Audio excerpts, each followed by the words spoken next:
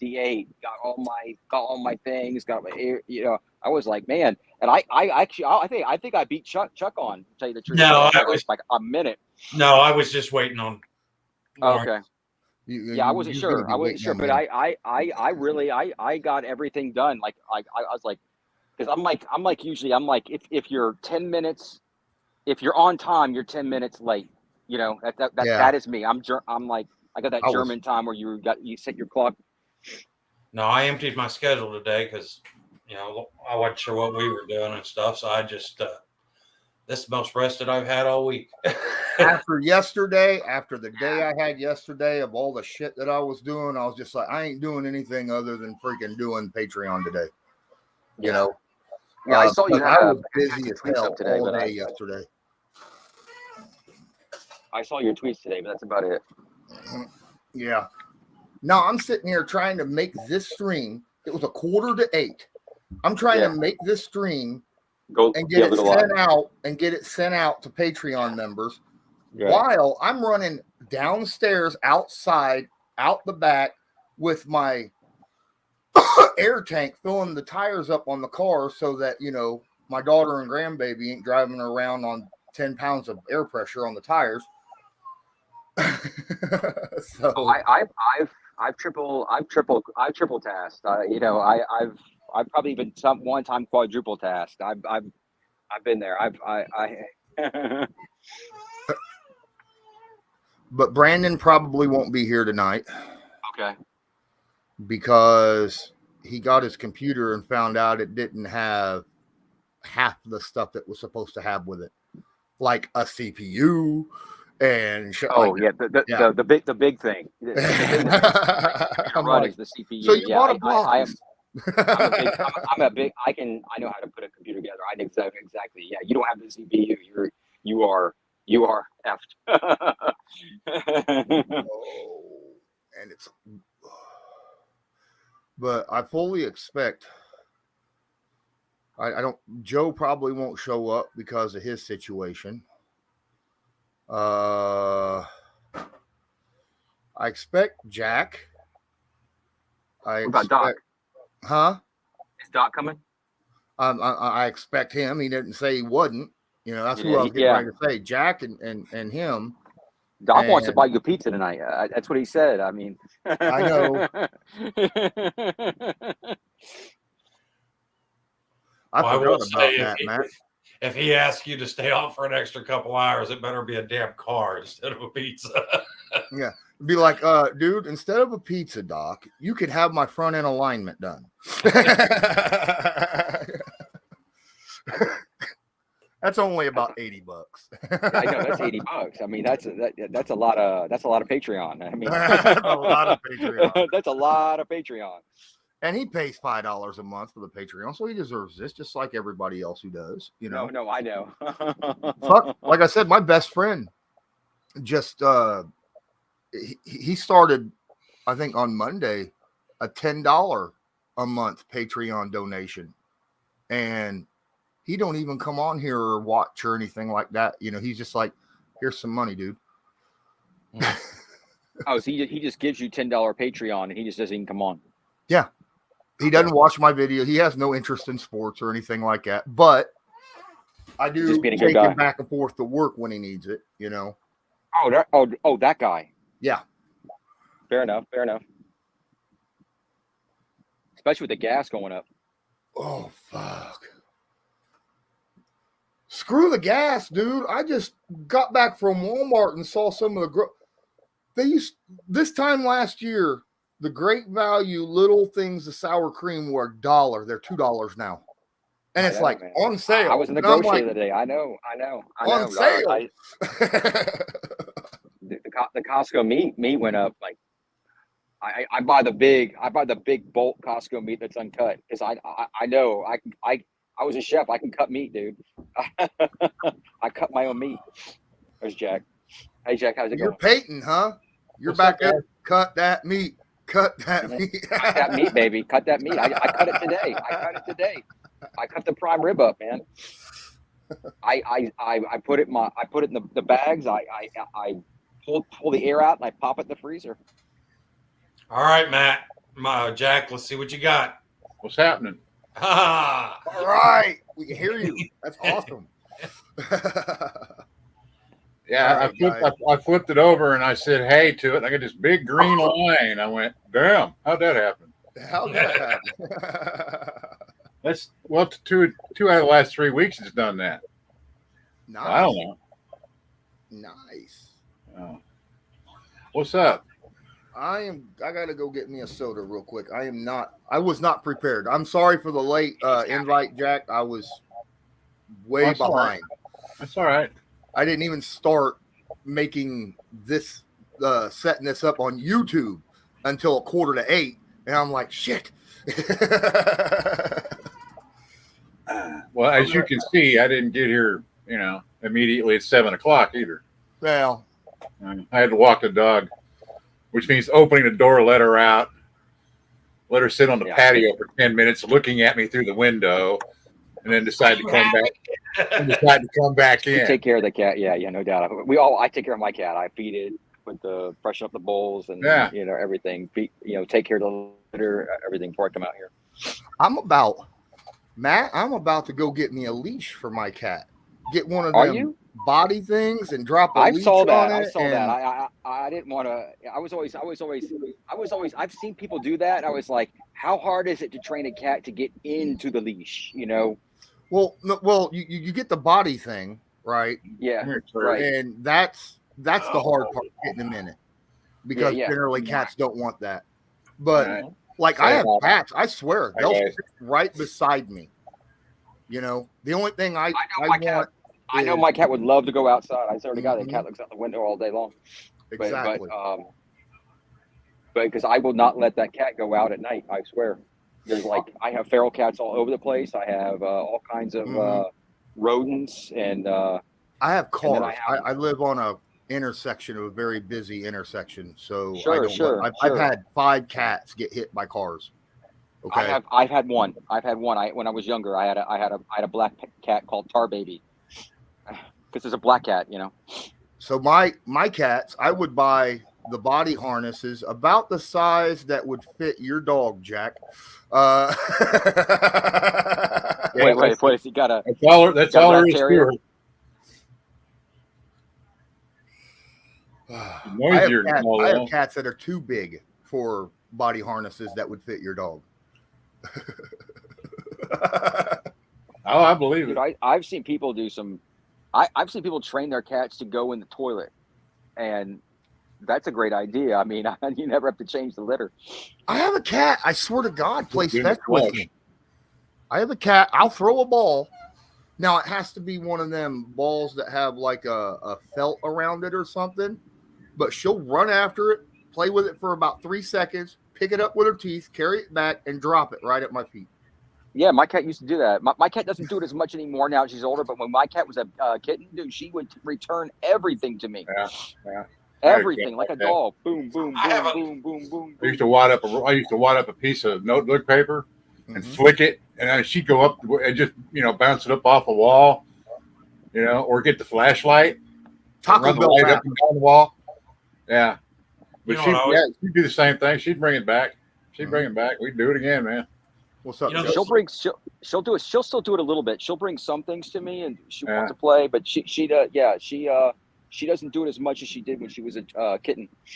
Those little blue seals that go around a milk gallon jug? Yeah.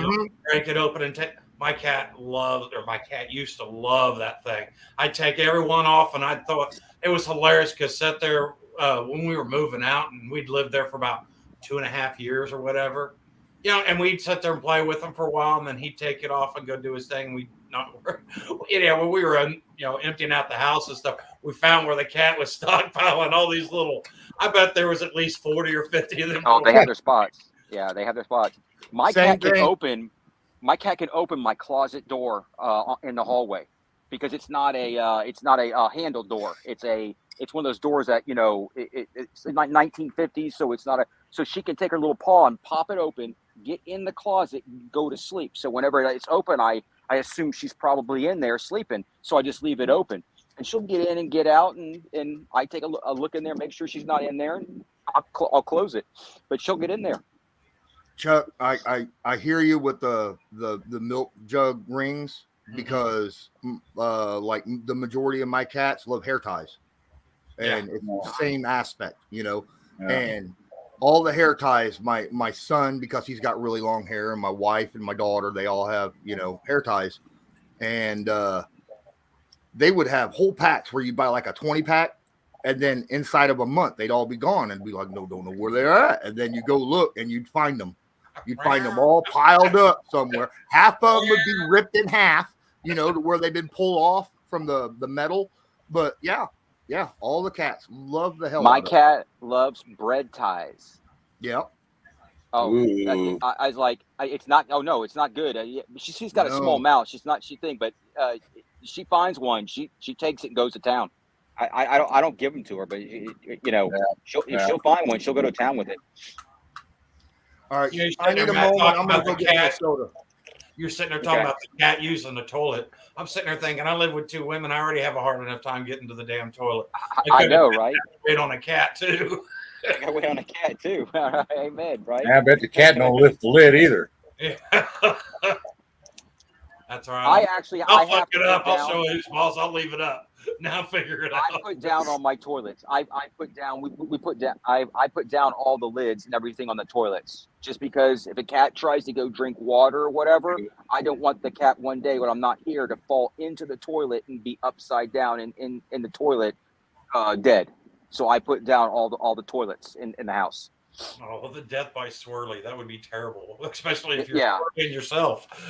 Yeah, no doubt. So we just put down the toilets and the thing because she, not that she fishes, but I don't think so. I put down all the toilet lids for the cats, for the cat.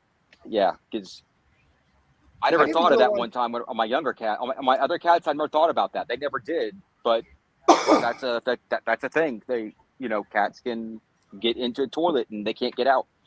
I seen a meme last week go ahead, Lawrence. Sorry. No, that's okay. Go ahead. I seen a meme like last week or the week before where the cat going, do you think our people persons will ever be capable of critical thinking? And then it just sits there and acts like the cat's running the show. And I'm sitting there thinking, that's so true. Like for me, it's my dog. She's got me so trained. Half the time she'll come to the door and she'll just look at me like, come on, I don't have thumbs. You have to do this for me. Yeah, no opposable thumbs. Yeah. I didn't expect you to actually find the TSS Fantasy Show. I didn't realize you did, and then I looked over on Discord, and you said you let them win. I was the only one watching. I was surprised. I was like, wow. Yeah. But I don't even want to talk about Discord. Well, I was on a fantasy podcast with a bunch of like 3 other guys that cover the Colts last night, and it was actually pretty fun. Yeah. It was a good show. I'll be honest with you. Part of me was going, why is Lawrence on a fantasy show? Because I know you're saying some fantasy board. But I was like, well, he could probably BS his way through it. But they really kept it, simple. Well, I told them up front. I was like, dude, I have never played fantasy in my life. I'm just going to let you know up front. If you want someone that knows a lot about the Colts or the NFL in general, I'm your man. I'll still do it. But I just want to let you know up front, And they were like, fuck, come on. We'll keep it simple. I was like, that's cool. All right. That's cool. And then they started talking. There was a section of it where they were talking weird stuff, fantasy, like PPR league. And I'm like, I have no idea what the fuck that is. Points per reception. It's points per reception, Lawrence. Every time a receiver catches a ball, they get a point. So it's PPR, points per reception. Kevin Hickey, I've been following him for a long time, just reading a lot of his content. I've never seen this dude just brings it. He's very I like the way he digests and makes it understandable, the number crunching and stuff that he does and the analytics. I might bring Hickey on sometime. That'd be cool. Oh, cool. Yeah, excellent. Yeah. This guy is, like I said, he can make his content very digestible, even though sometimes it seems like he's Steve Reed, though, was an ass. Afterwards, I sent him a message. I said, man, it was fun hanging out with you. you ever want someone to come on your show or whatnot or anything like that, feel free to reach out. And I followed him. I never got a follow back. He never replied. Yeah. Right after the show. And it's still to this point, he's not done. I think he's, I don't know why. I honestly, I don't know why. I know that we've had interactions, right, on Twitter, where he would disagree with me. But for the most part, they weren't like trying to be a troll about it. They were just throwing out their opinion, thinking that that they disagreed with me on that, and that was fine. And he'd give reasons for it, and it wasn't being an ass. It was, and I'm cool with that kind of criticism. That's fine. That's your opinion. Yeah. Everybody has an opinion in football. For one way or another. Maybe it's minute or big or doesn't matter. Everybody has an opinion. Didn't you think that would sort of be how it would be though with him from your past experiences? I think a lot of people from Stampede Blue have a little bit of an ego. Mm-hmm. Okay. Because they're like, Stampede Blue is one of the oldest, because of SB Nation, Mm-hmm. one of the oldest areas, centers for following football that are out there. So now is Rondo part of that?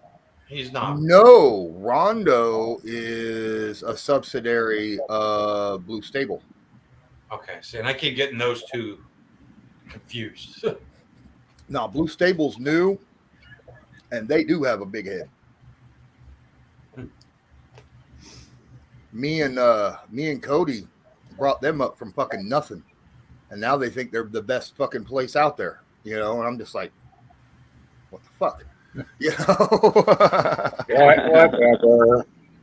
They're one that like to sit there and tout their contacts a lot and their inside scoops and stuff. And it's like, I don't have an ego, but I know that I know what I'm talking about for the most part. I'm not out there saying, well, you should follow me and not them. And if you're following them, then you should be following me because I'm better than them or some. They act like that when they do stuff, and it's a turnoff, big time for a lot of people. Now, other people, they, when you're on Twitter, you don't see half the shit that's being said or done, so they don't understand. But oh well. Well, I got my three that I look at, and that's you and Cody's and no horsing around. Those two guys. I can't think of their names. Around. They're okay. Yeah, with Steven. Yeah. All right. Yeah. Yep. Stephen Burton's all right. Yeah. I've had him on my show. I've been on his show. Yeah. No. That's enough for me. I can, I get enough information as far as I'm concerned between you three, going to Colts.com, checking NFL Network once in a while, or watch the scroller, on NFL Network. When I first started this, I did Colts.com, but then when COVID hit and everything, and I started tossing around this idea of doing this and stuff, I was on all of them. The only one that I didn't know of was the Anvil. I'd never heard of them or anything. But I was on, like I said, all of them, just, watching them, trying to figure out. And then, hell, I didn't even come across Lawrence until, he came over to Cody and did a BTJ. And I seen him there, and I was like, oh, I like this dude. And then I followed him there, and I said, now you can't get rid of me. I found Lawrence on DPN, so. Yep. I found him on YouTube by total accident, and I listened to the first one, and I've been listening ever since. That's awesome. That was a year crap. That was a year and a half ago. There he is, Doc. There he is. What's going on, man?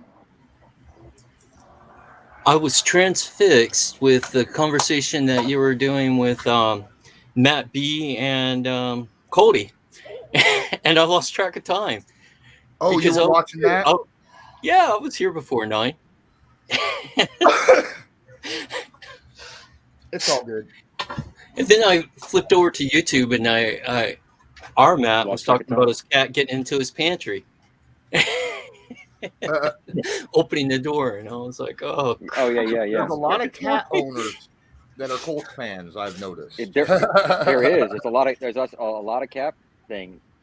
Yeah, there is. And it's funny because male cat owners take a lot of shit, and by general public. We do. I think it's yes. Like if you have cats and no dogs, then you take a lot of shit. Yep. I've had a dog growing up. I had one as a kid until I was 16. He died of old age. My dad had to put him down because he got too old. And I haven't had one. I tried to have one with my kids here at this house, but he chewed up the carpet on the fucking stairs, and I was like, nope, gotta go. I ain't having that. I need a replacement. I'm returning this one. I need a new one of these. Right. I've been real lucky as far as dogs. I really never had a dog that chewed much more than their first, couple of weeks they were in the house. And that was only one dog we had, and it did chewed a couple of my wife's shoes, but she had so many shoes she didn't care. What we did is we shut the room off where he couldn't get in there, or she couldn't get in there, and just left those pair of shoes out. And after a couple of weeks, the dog quit playing with them. Oh. So she went on to bigger and better things, but none of my dogs, I was lucky, none of them were chewers. And I've had a lot of dogs, actually, considering being as a kid that didn't grow up with dogs. I didn't get dogs till I was out on my own. Huh. And it's been so long I can't remember when I didn't have a dog. I had the dog that was chewing was half mastiff. So so you had a now I had a dumbass dog. The only male dog I've ever owned was the biggest dumbass you've ever met in your life. Oh my God, that dog! Somebody stole him.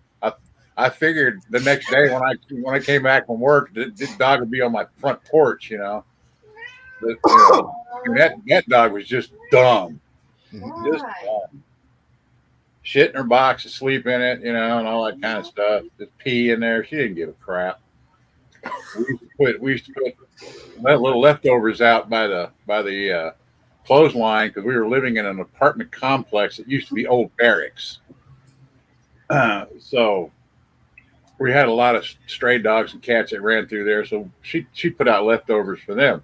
No, my dog would go down and eat every day, the whole damn thing. And it was a Doberman puppy, which wasn't much bigger than this one I've got here right now. She was, he was young.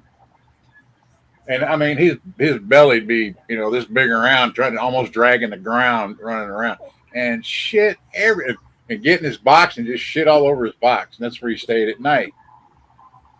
Like I said, I came home for lunch one day. I let him out to go pee, and I've never seen him since. I went looking for him, and I thought, good, that's all on you. I'll never have another male dog ever, and I never have. I've always had females. It always a run of the liver. So. A dog of ours that we got now, I thought, man, I had my hands full because we got her as a birthday present for my kids. And she was a rescue dog. She's about 1.5 years old. And like the first couple days that she was here, she was just constantly would hide and stay away. And I was just like, oh yeah, this is great, and stuff. Then one night she got out and she got in the trash can and spread the trash everywhere. And I was pissed. I grabbed this dog up by the nape of the neck and stuff, and I'm just swearing and everything else, and I'm taking it outside, and I look at her face, and I'm just like yelling at her, and all of a sudden she gave me this look that was just like, the fear was just palpable. I mean, it was just, And then I was just like, okay. I sat out there on my back porch and stuff, and I sat her in my lap, and I loved on her, and I was like, we can't be doing this, and I'm sitting there talking to her. I shit you not now. You can have a plate of food sitting on the floor, and she'll just look at it and look at you like, is that for me? You know what I mean? Now that was our only interaction, and it was like, she's like, I'm about to have a heart attack if you go any further with this rage, and from that point on, she's just been arguably one of the best animals I've ever been around. Two types of cats when it comes to food. You got the one type of cat that'll just they'll sit there while you're eating and just stare at you, then stare at the food, then stare at you, then stare at the food, then stare at you.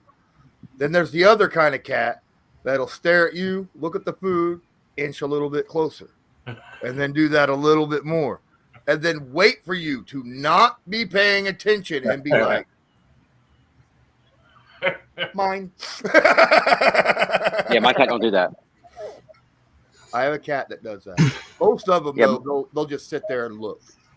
She's looking at me because she says, I want to eat because you're eating. Mm-hmm. Yeah. My cat on a diet. But my cat, she'll one of the reasons why you guys see me like constantly drinking out of a bottle like this or like this, because the top, the cat, if it's a glass, she'll come up and drink whatever it is. Oh, drink it. So, yeah, and she won't take your food, but she'll drink whatever you're drinking. And so, wow. I never had that. I got cats that for the longest time, for the first couple of years having them, they'd be looking for glasses with water in them or something, and just be like, knock. That was fun. Can we do it again?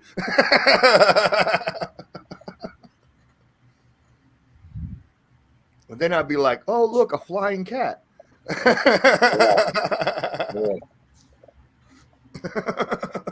Oh yeah, they'll knock my cat will knock anything off the counter. They don't anymore because I don't care what people say, cats can be trained. Yeah, absolutely.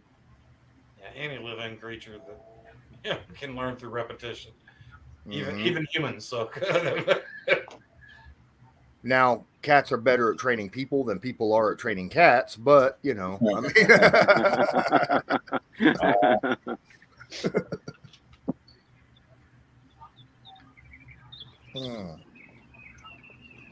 mean, my last cat, all he'd do was just let me know when it was time to open the door, because I had my screen door had like the window pane was busted out of it, or not the window, but the screen was busted out of it. And before I ever had a chance to fix it, I left the door open, and he just started getting in the habit of jumping out and going and taking care of his whatever cats do out on the streets and stuff. And then he'd come back his in. business, yeah. He'd come back in at night, and that was fine for a while. But then it was like constantly I'd find stray cats. I'm like, rawr. It's just rawr. I'm like, will you quit bringing your damn bitches here? Finally, we got that screen put in, right? That screen was put in for like a day, and my cat had just shredded it enough to be able to get in and out. And it was like, no, this is how you've trained me. This is what we're doing, and we're using. So, and that house, I lived there for about 3 years, and that was how it was. And if it was nice enough, he'd just take off out the screen and then come back in whenever he was done at night. So I'm going to change the subject for real quick. Sure. Going back to when we were talking about back when I overpaid for a pair of Jungle Boots. It's funny because today I was watching YouTube, or like scrolling through YouTube, and there was a guy that said, let's check out Jungle Boots. And I'm like, what the hell is this? And this dude like went through and talked about the history of it and the different changes that they had. And then he took one and cut it right in half. Took a bandsaw, cut that sucker right in half, and went through what every piece was made of.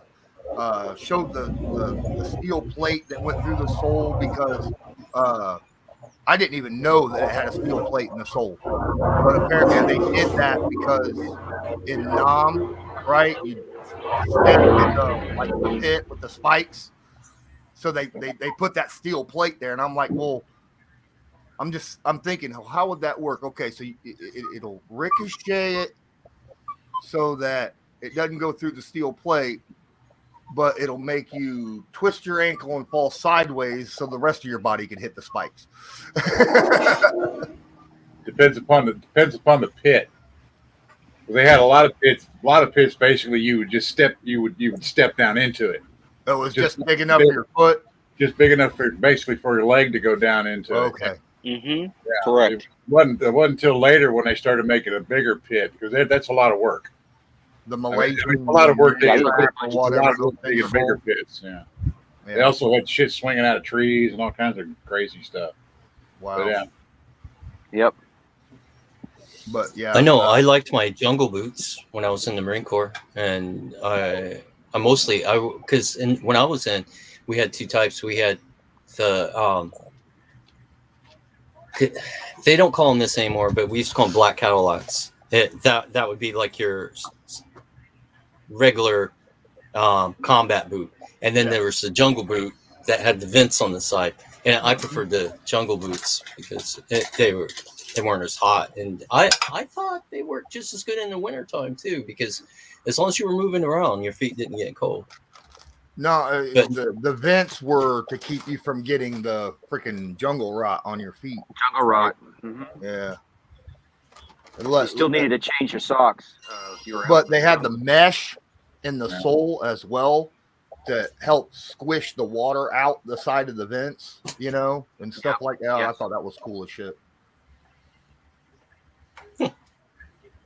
Might have to check that out. Yep. Since I've been out, they've changed the uniform and the boots already. So, in fact, the body armor, the helmets, all the weapon. Oh yeah. It's gone from the M16A4 to the A2. Yeah. Mm-hmm. Or I'm sorry, M4. I didn't mean to say that. M16A2 to the M4. So. So, yeah. Well, yeah, there you go. Sounds like a good idea. See ya. Jeez. Oh, the dog. Yeah. She gets up here and it won't get still. Lawrence, I wanted to ask you something. See, there's a lot of people, and Chuck's one of them. He's really big on the Chargers this year in the AFC West, and I was going over. I was like, so what is it about the Chargers, right? There was something last year that I remembered that I didn't like about the Chargers, because it was the off season, I couldn't put my finger on, and then I found it. They led the league in drops. Now, who was it though? That was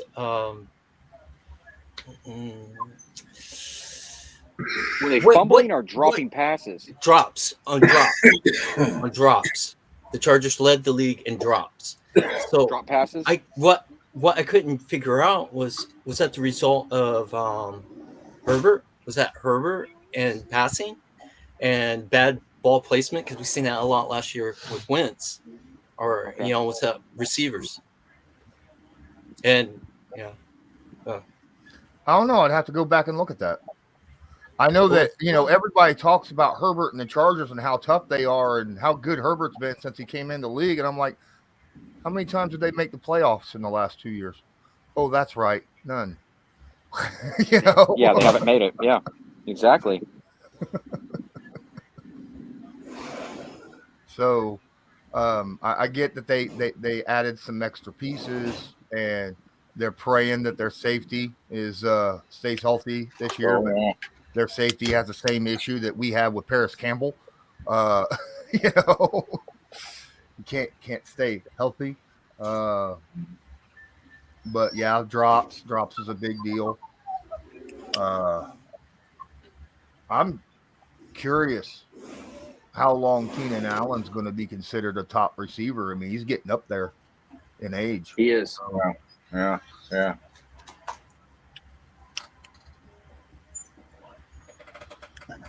I mean, obviously, Mike Williams is still a good damn receiver, but correct. Did they replace The tight end that the Patriots, Hunter Henry. Yeah, did they ever replace him? They still have him. No, the Chargers.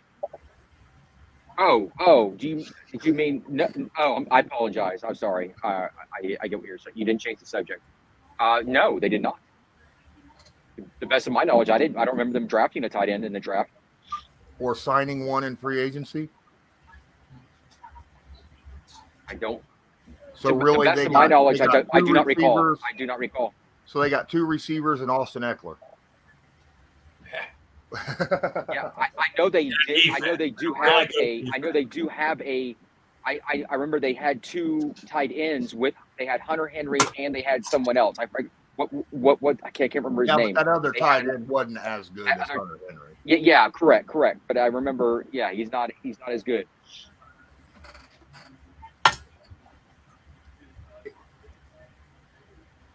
Yeah, I was just curious about that. I don't know. They ain't made the playoffs yet. And I mean, the Patriots beat them the last 2 years with Cam Newton and with our rookie quarterback, both years. I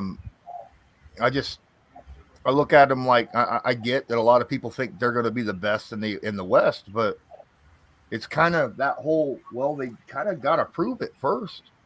Yeah, right. You know? I mean, don't crown somebody they ain't been there at all.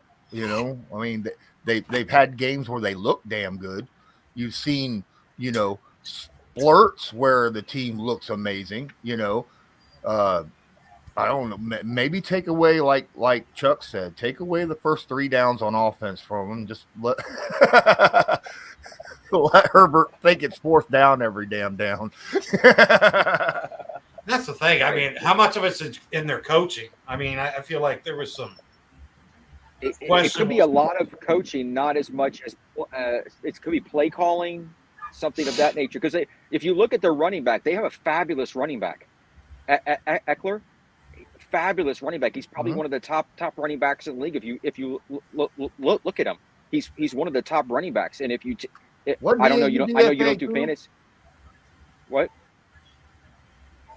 I didn't hear what you said. I'm sorry. I was wondering if he was a UDFA. Oh, Eckler? I don't know. I don't know where he was, if he was drafted or not. I don't remember. But he's a fabulous running back. He catches the ball. He's a pass catcher. He's a running back. He's fabulous. Yeah, I think, was it Melvin that was there with him? But yeah, he's Austin Eckler's an undrafted free agent from 2017. Yeah, he's got that. That's fabulous. He is. He's probably in the. I would put him in the top. I would honestly this year. I might even put him in the top 5 running backs. But again, he uses the shit out of him, especially in the passing game. They do. And this is 5th year? And I would say combined wise, not on the run game. Yep. Still a lot of touches, a lot of targets, a lot of time out on the field. Right. Yeah. If you combine both his passing and run game.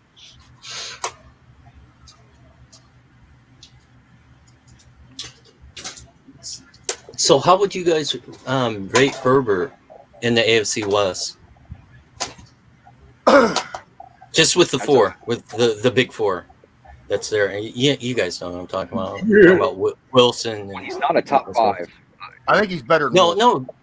No, just the AFC West. Just the AFC West. Better than Wilson. AFC West. Now, I'm high on Carr. I'm a big Carr guy. I agree with you. I'm high on Carr too. I'm high on Carr. I would put him and Carr like neck and neck, and then Mahomes first. But I really do like. I mean, I know a lot of people like, well, he fumbles the football. Well, if he didn't get blindside hit all the damn time, Carr would be okay. But I think Carr is, as a pure pocket passer, I think Carr is better. than Herbert, but Herbert moves better, like moves in and around the pocket better. So yeah, that's just my opinion on it. And I'll be honest with you, the biggest deciding factor I think in the West this year was going to be coaching, because you sit there, you look at Andy Reid. Absolutely. Coaching, and I'm just not sure that the Chargers fare well in that situation. You know what I mean? Because let's be honest, these offenses, no matter who they are pretty damn impressive. Well, Oakland's the same. Oakland's almost in the same boat. We have to see how well the coaching's going to do over there in Oakland. Well, with Carr sitting there, I don't even know if the coaching will matter. I mean, look what he did with the shit show that Carr had last year, sitting at coaching. Yeah. And still willed his team to the freaking playoffs. It was fucking amazing. That's true. That's true. They had very So, but the thing is McDaniel's going to be able to step back and let him do what he needs to do enough, or is he going to be in there trying to, slap his dick on the table, say I'm the guy, and is that going? I mean, I know he just got that extension, but I'm not a McDaniel's fan. Everything about that man, I've never cared for. And then whenever for as long as he was the offensive coordinator for Tom Brady, I think he knows when he needs to just step back and go, okay, let the quarterback run the show. Yeah, as an OC, I agree. But when you're talking about that head coaching, especially with his history at the head coaching, is he willing to sit back and be more that passive guy, or is he going to be out there trying to make his bones, or per se, or whatever?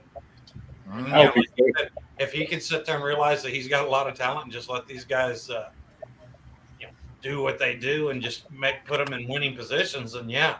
Because honestly, I feel like that's the coach's biggest obstacle, is just putting his team in a position to win. I'll tell you this: I think he's going to do better than he did in Denver. Okay.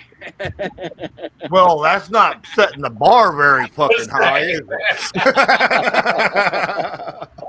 I hope he falls on his face like a broke dick dog. I hate that motherfucker. I love Bill Belichick. He does better than what he did in Indy. Yeah, all he did was hire. I think me and Lawrence don't want him to do that well, at least his first year. But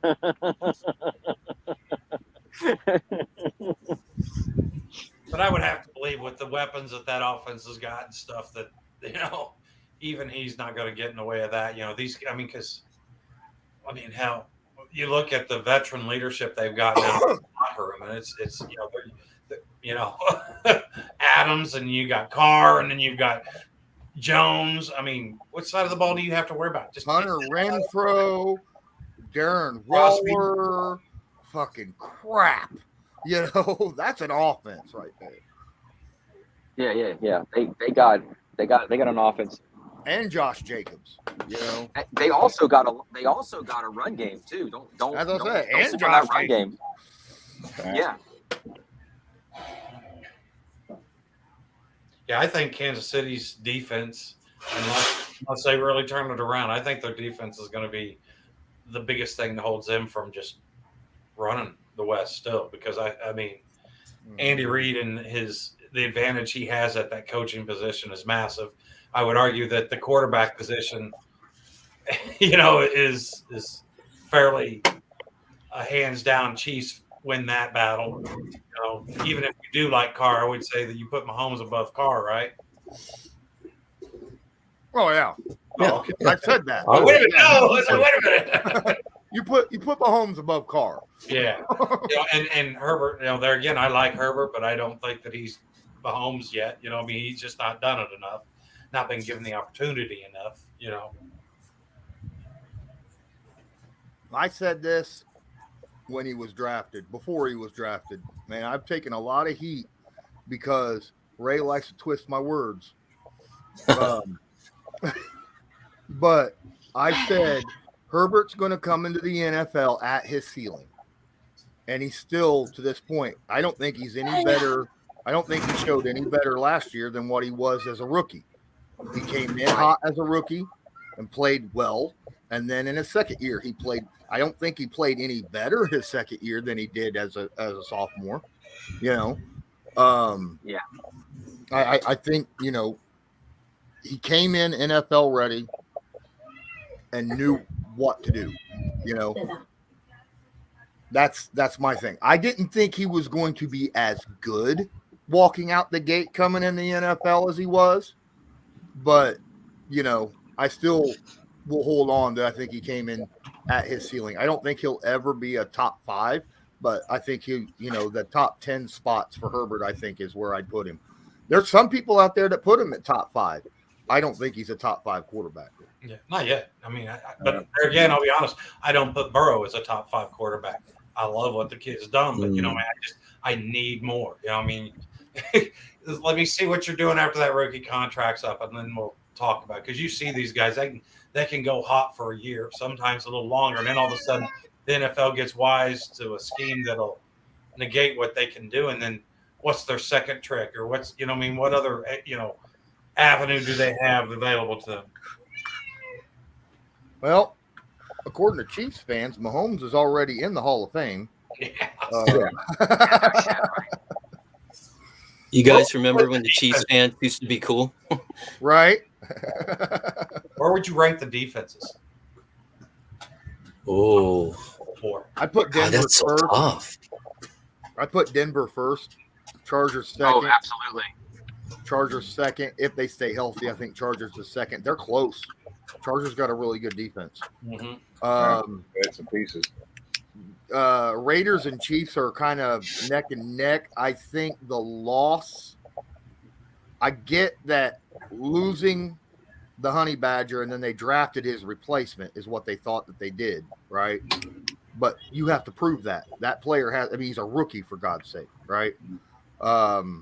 Whereas the Raiders, they lost Ngakoue, but I mean, they went and got Chandler damn Jones to replace him. They lost Ngakoue, they got Jones and Yassine, you know. Yeah, yeah. So they're better than what they were last year. I think the Raiders are, and I think that the Chiefs are worse than they were last year. So it'll be. I think Denver's going to take a step back this year. I think they're going to drop closer to, and I think the Chargers. I mean, I like the Khalil Mack acquisition.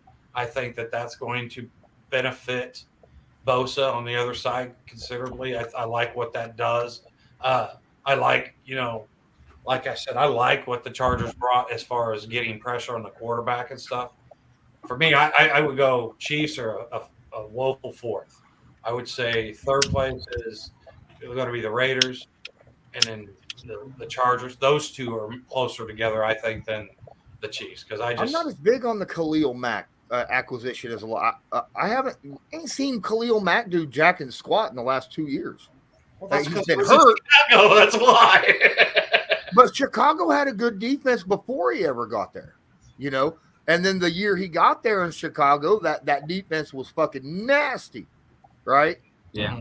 And the last couple years, Khalil has dropped off quite a bit. You know, didn't he have an injury? Didn't he have an injury last season? Yeah. But still, I mean, he's over age with a major injury.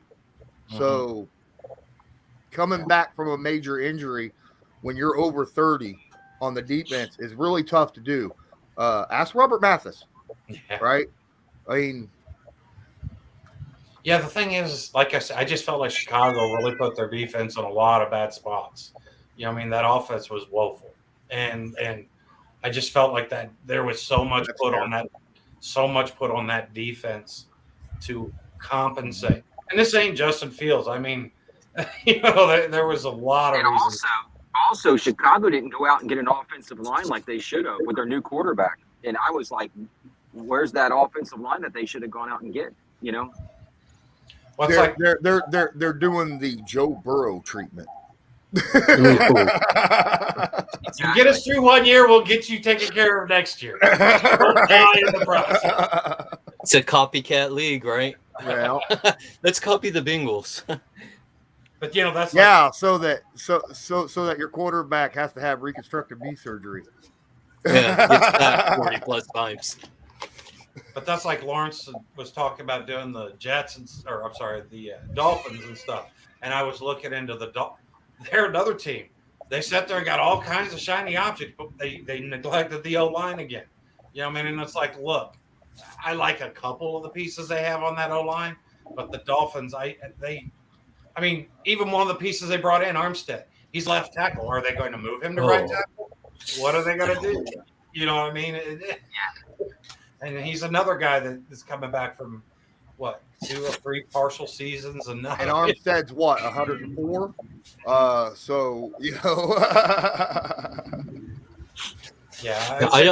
that to me is a team. You know how we were talking about the floor and ceiling? That gap is so massive for that team on floor and ceiling. It's ridiculous. And every time I sit there, I'm like, I got to narrow this down, or it looks like I'm just hedging my bet. And I'm like, but I can't. It's all good. What were you saying, Doc? Well, because Chuck mentioned Armstead, and I was thinking I'd have to Google it, but I don't think Armstead has ever played a whole season in his career without being injured. So you might be right. Hold on. No, I think he is pretty right. sure. I know he hasn't the last 3. I think he's right on that one. Armstead, game started. 15 is the most he's ever played in a season. His rookie year, right? No. 2019 was the most games he ever played. Rookie year, he played 6 games. Then 14, 13, 7, 10, 10, 15, 14, 8. Yeah. Yeah, he got lucky on that season, in my opinion. I think he got lucky this year because Miami definitely opened up a checkbook. Mm-hmm. Yeah, for someone that averages what? 1, 2, 3, 4, 5. About 12 games a season. maybe if they move him to the right tackle, maybe that'll help increase his longevity. Maybe. Do you guys like Career? I don't think Lawrence does. What? The GM there in Miami, Greer. I can't think of his first name. His last name. Yeah, I don't care for him. Chris Greer. Yeah, you're a Patriots I think they should guy. let him go. The owner likes him. I'll tell you that right now. But I don't know. I think they should let. I think Miami should let him go. I don't think he's a great GM for the team. After what he did with Hill, that dude should be in jail. I mean, I'm just saying. Alrighty. I mean, I get Miami is in Florida, and that's where all the old people are. But come on now, don't go get Hill too. I mean, Matt's getting a little offended over there, Lawrence. I'm not offended. I think they're going to show that. In my opinion, they're going to show that Hill was a waste of money. No, I was talking about the old people all living in Florida. That's what I was talking about. That's a good one. No, I got the thing over the hill. Yeah, trust me, I got it. I didn't. I wondered what he was talking about. No, I got what he was talking about. Well, I was going to be insulted because some of us over the hill folk live in Louisiana. Well, I'm just saying, when you retire, you know, in the United States, the first thing a lot of people want to do when they get older is let's move to Florida. You know, no, I don't. That's all the old people. They paid a lot of draft capital and a lot of money for Tyreek Hill, and it's gonna look like it was a waste of fucking money. Oh, it's gonna put the team back big time. I mean, fuck. But how do you give basically an entire year's draft for a guy that's like 28? I mean, come on now. And he's small and fast, so you know that his speed is not going to stay at the speed that he's at, and that's what makes him good. I mean, come on.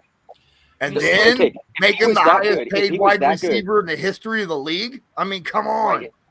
If he was that good, Kansas City would have held on to him. Mm-hmm. Okay. There's a reason Kansas City let go of him. I mean, there's a money because we all know that all these teams are pushing out money all over the place, okay? Every team's doing it. If he was that good, Kansas City would have pushed some money onto the future and they would have kept Tyreek Hill. There's a reason they let go of Tyreek Hill. If it's not a mental thing, and he's got some backroom shit with the thing, and he's like, you know, doing something in the back room, and he's you know, with the you understand, he's got this his own, you know, thing going on, and he's acting so big. I'm the big man and thing, and they want to just let him go for that reason. There's a reason they let him go. The problem I have is how they messed up the pay scale for receivers now.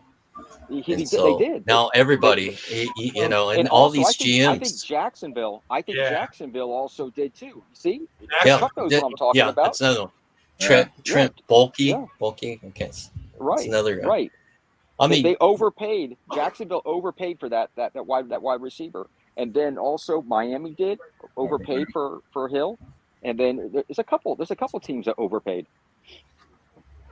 And then we also know Cleveland overpaid for their quarterback. Perry. Yeah. And tight end, you know, and and pretty much everyone else. They've been on a spending spree in the offseason. Everybody has. It's like too much. It's way fucking too much money for all these players.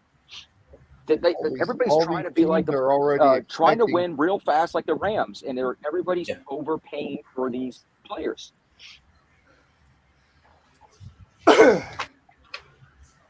Yep. And it's going to come back and bite them. I really think it's going to come back and bite them, because if you build up slowly, it's worked for, I don't know what, since the start of the NFL. When you build up slowly, it pays off. What is it? The Patriots, the Colts, all these teams that have won multiple Super Bowls. Get your own guys, slowly. Steelers, all these guys, Steelers, yes, they built up slowly. Build your team out of the draft, and then when you get a quarterback that's decent out of the draft, or you know, you can go get a quarterback. I mean, obviously, you could trade for a quarterback that's good too, like a Matt Stafford or something. But at that point, you want to make sure that your team is already built.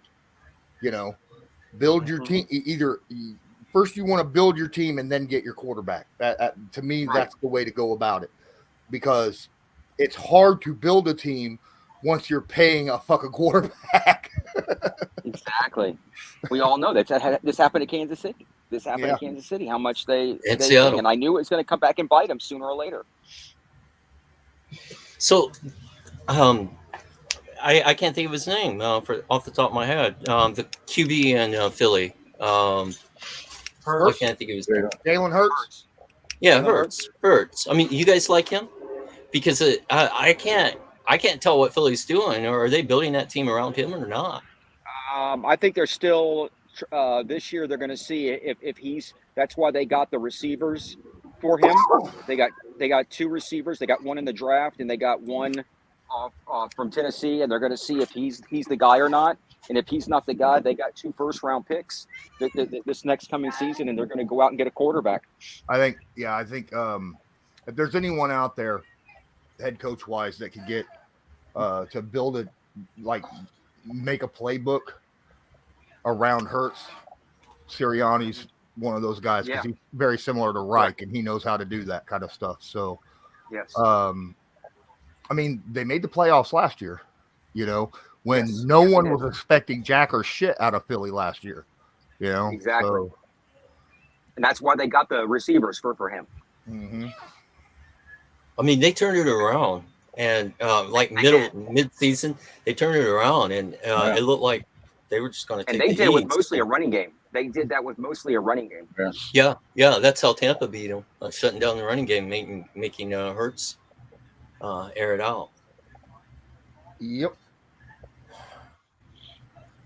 It's funny because they beat the Colts the opposite way, because that was one game that Carson Wentz was actually doing really fucking good in against Tampa.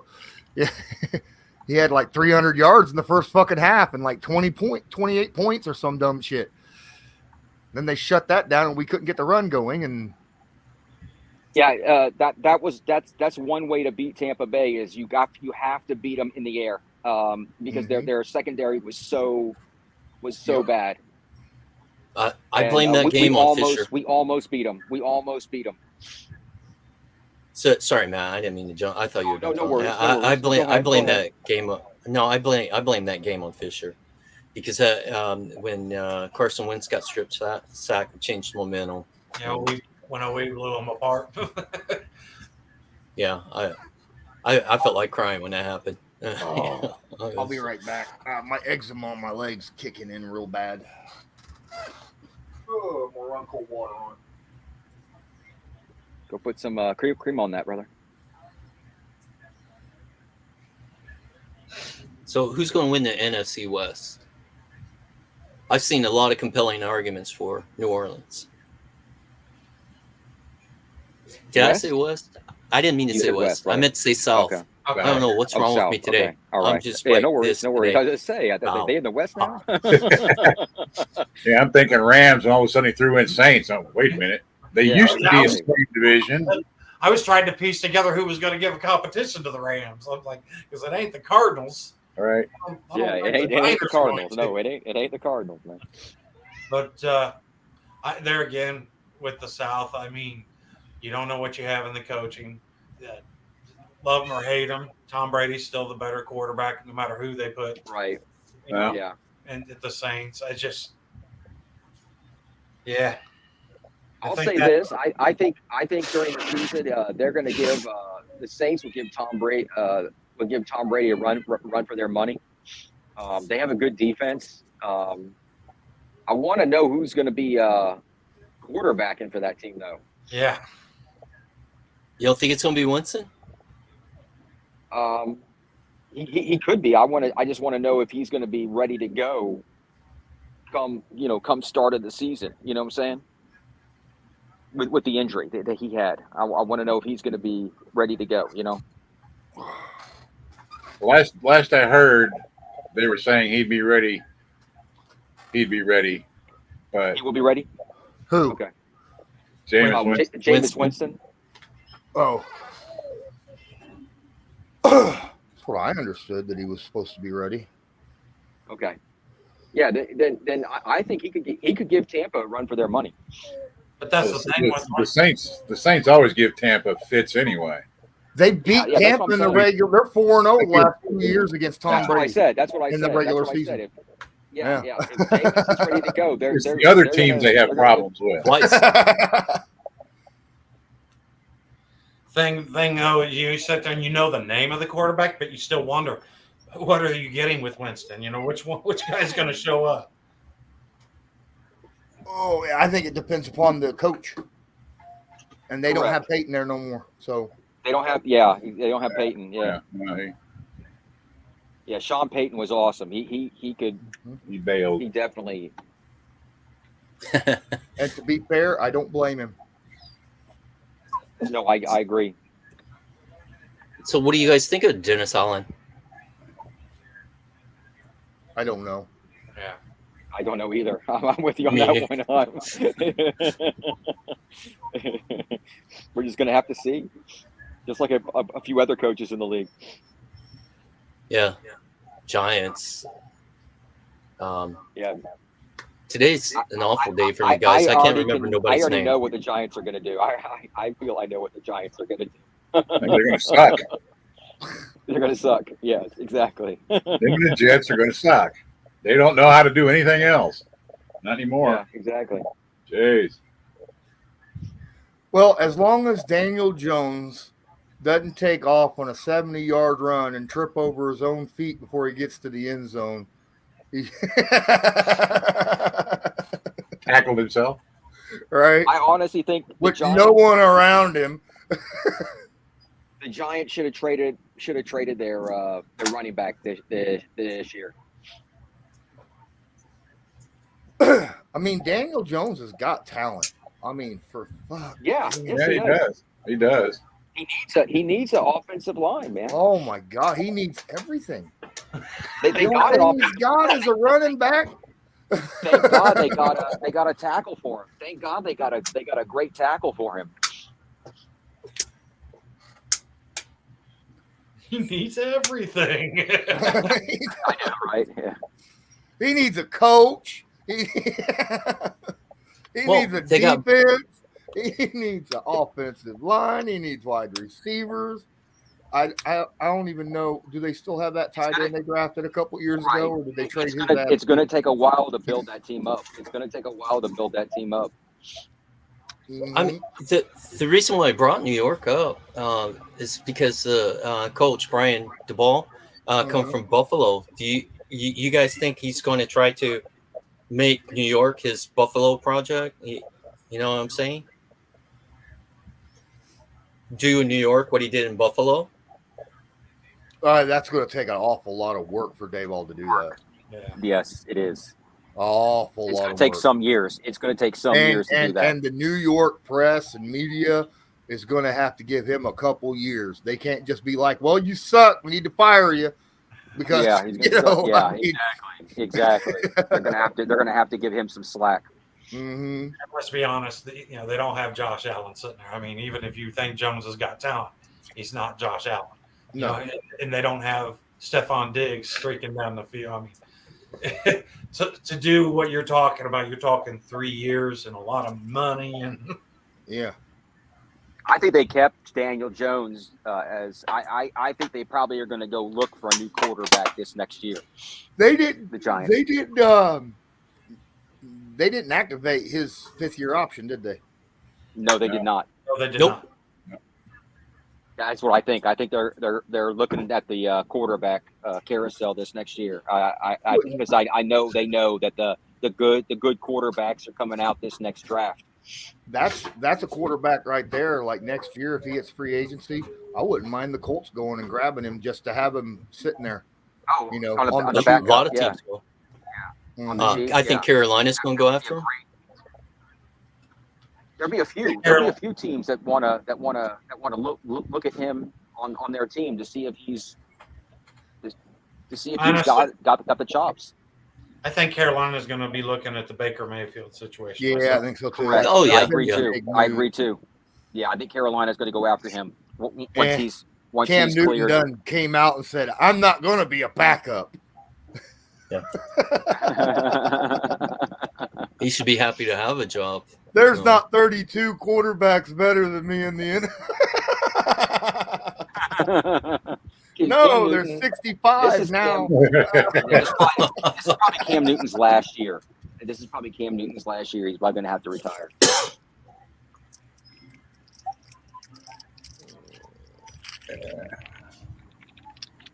I don't know. I'm trying to think. When was the last time I seen a quarterback like Danny Dimes come out and be on the line and be in a position where he has to out?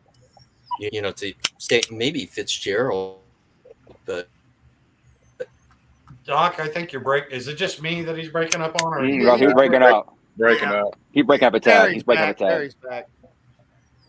I know he went through that. Vinny Testaverde. He started off kind of and then came back and was much better. Kurt Warner. Yeah, Kurt Warner. Yep. And then come back and was like, I'm going to start winning Super Bowl. Screw it. There he is. Well, Kurt Warner went to Arena. I think that really helped Kurt Warner is when he went to Arena. He finally decided he went to Arena. I actually watched the Underdog thing the other day, and that was a good movie. I enjoyed it. I'm not saying it's best thing he could have ever done was become a grocery bagger, so he learned how to actually place things in the basket. Right? Right. Yeah, throw those oats. Ain't nothing like being able to put that ball right in the basket of the running back. Right? I mean, that helped with Marshall Falk a lot. I know. I saw him a lot when he was playing with the Iowa Barnstormers because for some reason at that time the AFL was broadcasting games in this area. We didn't have our arena team yet, so I don't know why, but I saw an awful lot of the Barnstormers games and saw I was impressed with Kurt when he played there. Yeah, of course I know the NFL is an entirely different thing, but he he got his opening and he took it. He took it full advantage of it. Well, it's like the XFL a couple years back, you know, when the XFL was playing fucking Phillip, the backup quarterback for the Colts at the time, Walker. He was a stud in the XFL. Yeah, he was. He was tearing it up big time. Yes, big he time. was. Wow. And you knew he was decent because the Colts kept bringing him back and forth off the practice squad, you know, that the year before, and that's why he went to the XFL. Yeah. He went there to prove, and he proved himself. Yes, I don't know what happened to him after the XFL folded up. He Seattle. It was Seattle, and I think he's still there. Hold on, I'll look at him real quick. He changed his name from Phillip Walker to PJ.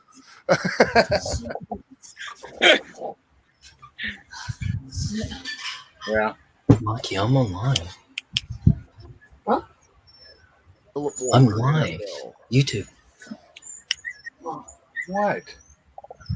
Yeah, now it says PJ Walker, but it's still. I'm sorry, Mom. Oh no, sorry, Carolina. He's in Carolina, not. Yeah. He's in Carolina. Yeah. They got a lot of quarterbacks over there in Carolina. Yeah.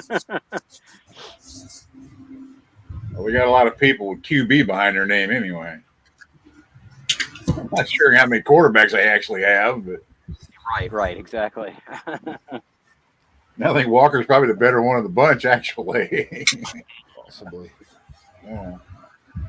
I mean, right now the two best, sadly, is Darnold and Walker, and because Cam's there too, you know.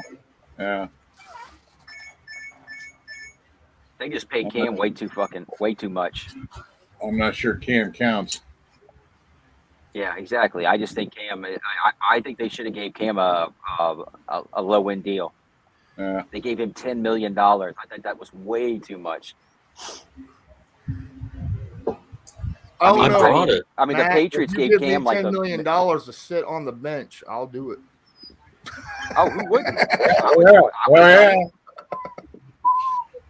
$10 million to sit on the bench, and I'm going to be the greatest teammate alive. I mean, the Patriots gave Cam a league minimum, and then he goes in Carolina pays him $10 million. I'm like, what? I mean, maybe $2-3 million. $22 million sitting on the bench, and he was a hell of a teammate. He was out there celebrating with the fucking defense. He was out there celebrating, loving it. I was like, he was hooping it up with everybody. I mean, I'm telling you what, man, he was like, hell yeah. Have you guys noticed my friend Mac G in the Discord? Because he's a Panthers fan, and I brought him into the Discord, and he was just yucking it up with Joe. They were getting along great. No, I have not. And I have not yet. Get to the bath here in a little bit. Okay. All right. You will. Because I'd be curious to ask him about the Cam Newton situation because he's a Panthers fan. What does he think about it? I mean, is it Mac? Probably not liking it. MAC? Yeah, MAC. Yeah. KEY. Offline right now. MOUSE. Mackie Mouse. I have a question about Discord. How the hell you get on it? Okay, now here's the deal. I was on Discord. It was a year ago or so. My model club used to do a Discord thing. Confusing to hell. Anyway, so I went on today.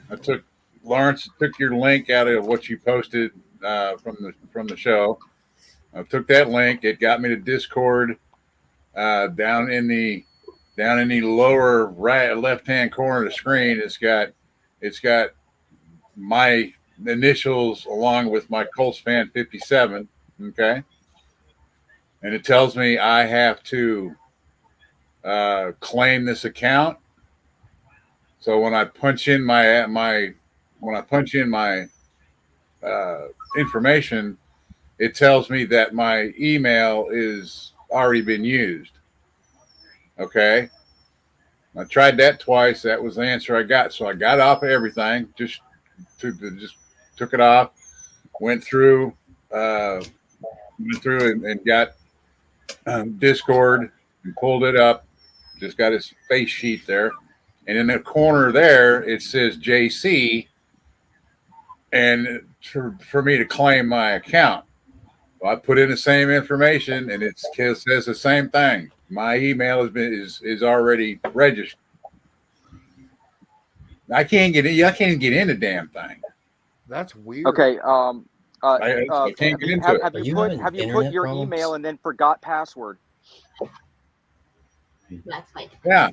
Go in. Yeah. Go on the Discord and just type in your email, and then say forget password or whatnot, so that it'll send you a new password to your email account. Email.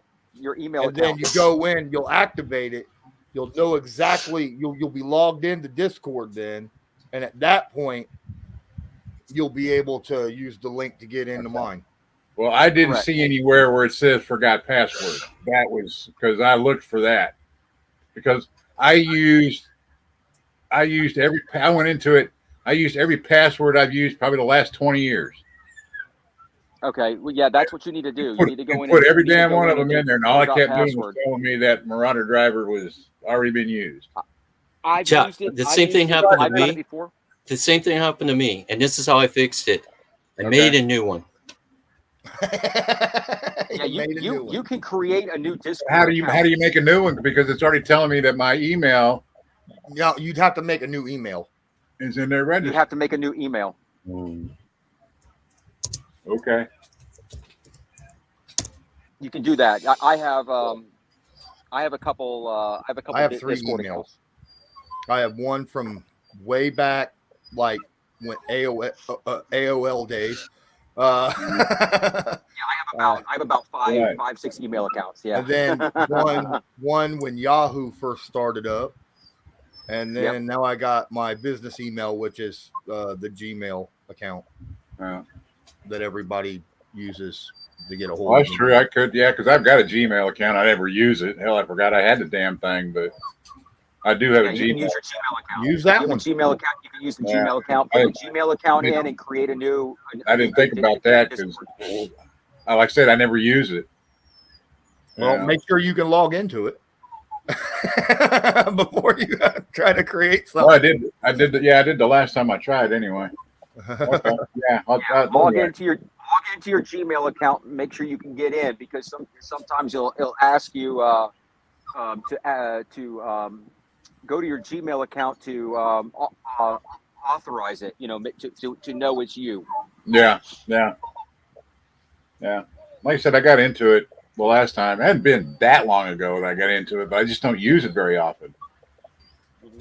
There ain't no telling what's loaded up in that thing. Yeah, because I want you to be able to just basically have an account in Discord for our Colts thing. Yeah. So when the season comes up, you can get in and join us for the games. That's why when Lawrence mentioned it while I was watching the replay of the Q&A show, Lawrence had put the link right there in the chat room. I hit the chat. That's where I started with that. That's what I'm gonna go ahead and get into this thing, because you guys. Yeah. So okay, well I'll after we get off here, I'll try the other email and then go from there. Okay. All right. That gets set up because. Yeah. So when you get the Gmail, if you can't find your password, do the same thing for the Gmail. Forget password and do the same thing, and it will. No Gmail does. Yeah, I know they do. Yeah. Like I said, I looked for, because this says claim. This is claim account, but I didn't see. And maybe there is. Hell, I just didn't see it. Shit, who knows? Yeah, it's on there, but sometimes it's in a weird spot. But it is. It's on Discord. I've done it before. I've done it many times. It probably is because I was like, oh shit, what was that? I'll go back there and look at that, see if I can change the password. It's like I can't imagine I can't, but yeah. It's usually, I'll tell you this. If you go on a Discord, it's usually under the password. It's usually right under the password for email. The password, and it's right under the email password. It's right under there, and it says forget password. Yeah, it's usually like in blue and it's got an underline on it. Yeah. Maybe I was just so pissed I didn't look. I just didn't see notice it. It's okay. Yeah. Sometimes they'll be like forget password, forget email. There'll be those two different things right under it. Yeah. Yeah. Is it your router, Doc? I'm sure it's there. I'm not sure what's going on. Why I'm having problems. What? You want to go outside? I have problems occasionally, and I use a landline. You want to kick in the butt? So, and I still weird. I think a dog wants to go out. All right, all good, Jack. Come on, turd. That's what he wants to do. I didn't name a pooper for nothing.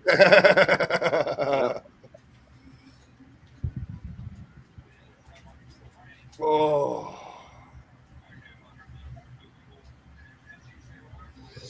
So everybody that's here is who I expected to be here today, except for one person. I honestly thought Mike would show. Oh, okay. Well, sometimes he's doing something. I think I talked to him yesterday. I know that. I know you sent it to him. I heard you saying that earlier, but I don't expect Ray anymore. Ray never shows up anymore, and yet, I'm like, he's just been busy. I know. It is what it is.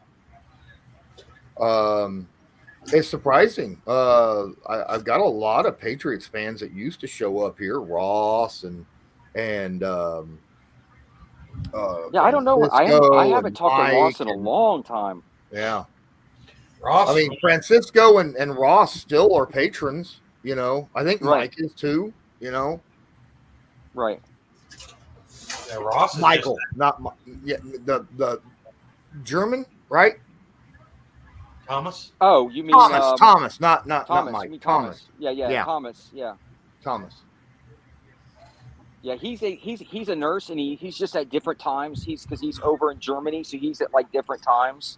Mm-hmm. So and he's a nurse right now, and so I don't know what's going on over in Germany with the pandemic. I don't know if it's calmed down yet or whatnot. And Francisco's just busy as fuck. Yeah, he is. He's got a lot on his plate. He'll be more active during the season. He's a lot more active during the season. Oh. The last time I talked to him was more during the draft. I think I talked to him more towards the draft. Is the last time I talked to him. Yep. Joe had stuff going on, Lawrence? Joe is not fond of being on here when his eye still is messed up. Oh, okay.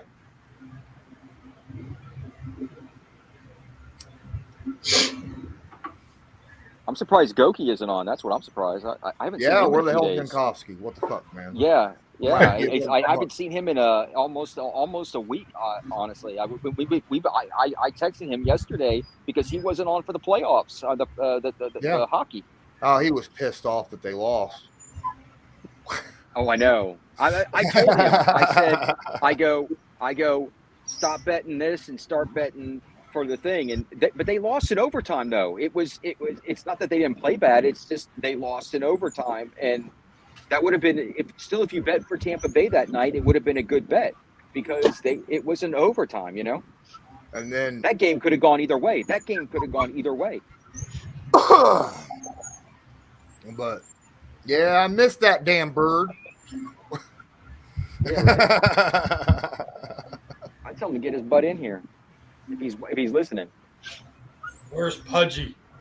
I mean, he was on our live show yesterday, right? I mean, he joined in and was in the live chat. Not actually on the show, but he was in the live chat. Okay, I don't remember seeing him yesterday, but I'm sure. I brought up his comments a couple times. Okay. It's pretty simple. Yeah. Joe right now is what's Joe watching? Oh, is he on? Let's see if he's on Discord. Yeah, he is. Yeah, he's always here. Draft. They're talking about the draft or something, I think. The NBA. Yeah, draft. Joe is on Discord right now. Yeah, Joe is on Discord right now. Yeah. No, I can't do this. I don't know what's going on. I'm sorry, Doc.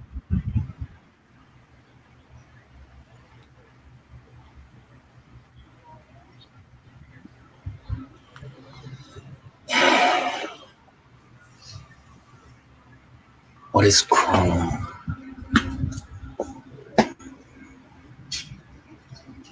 Let me text him. Well, I ain't texting nobody. Yeah. On Discord. On Discord, I'm gonna say, why don't you come on? Who? Ninkowski? Joe. Oh, Joe. No, Joe.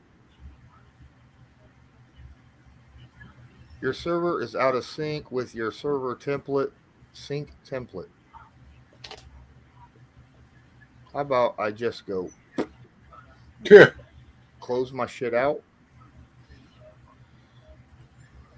Did you close the door? Did you shut the door on your way in? Huh? Yeah. Don't look at me like that. Come on. Gee, won't open the door, won't close the door. Man. What kind of dog are you? So yeah, I mean, I had that. I posted that interview with Brian Cox Jr. I thought it was a damn good interview. I had a lot of fun fucking talking to him.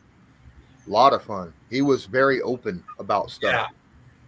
Yeah, he definitely seemed more just chilling, hanging out, having a conversation type. Because I asked him, I said, how long do we have you? He says, oh, I got a meeting in an hour. You know, and I'm like, we ain't gonna have you for an hour, dude. And he's like, whatever, man. The defensive end? Yeah. Yep. His dad, obviously, you know who Brian Cox was. Yeah, oh yeah. Oh yeah. That was back when the Colts played Brian Cox, you know, in the AFC East. Yeah. And and I figured that's kind of the situation where with him and his dad, you know, it's like, I want to make a name for myself. I don't want to be known as Brian Cox's son, you know, so I wasn't even going to bring it up much. But then his bookie sent me questions that I was supposed to ask, you know, like a couple of them that he wanted to make sure got brought up. Yeah. And that was one of them, you know. Really? What's it like growing up with your dad, you know? And I'm like, well, not going to say no. Right. I was wondering whose house was he at? Was he at his dad's house or was he at his house in Atlanta? Because it looked really nice in the background. It was a big house. Mm. Yeah. It looked like he was in the White House. But it was big. All those pillars. Yeah. I was like, jeez. Yeah. But, I mean, he's played in the NFL for a few years now and 4 different teams, you know. So, you know, he's made himself a little bit of money. But he didn't play. What, he got Achilles last year? Yeah. He didn't play last year because he blew his Achilles out, like, training. Like, right before minicamp last year. Yeah. And he said he just stepped and turned and there it went. He said he thought someone landed on his foot or something, didn't realize how bad it was, and then the trainers came out and they were like, this ain't good. Yeah. I remember that. I think he was saying he was like running down steps or something, and he thought somebody shoved him at first. Something like that. There goes my internet. Yep. Now we can hear you.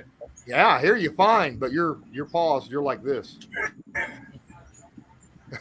Oh, there you are. I see you now. Left us throwing a gang sign. I see what it is. Yeah, throwing up gang signs. This is how we do it in Japan. Oh no! You don't want to throw that gang sign up. That's a big no.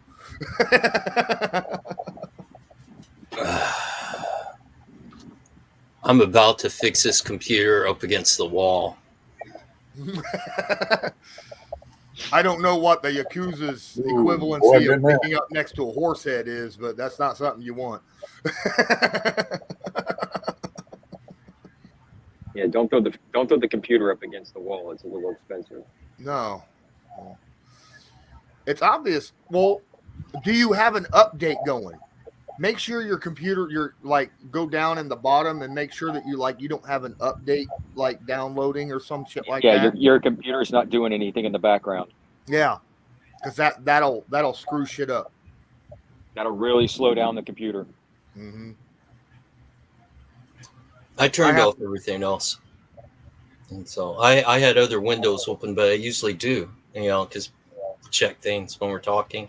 And I was watching your other video, and so I still had that open.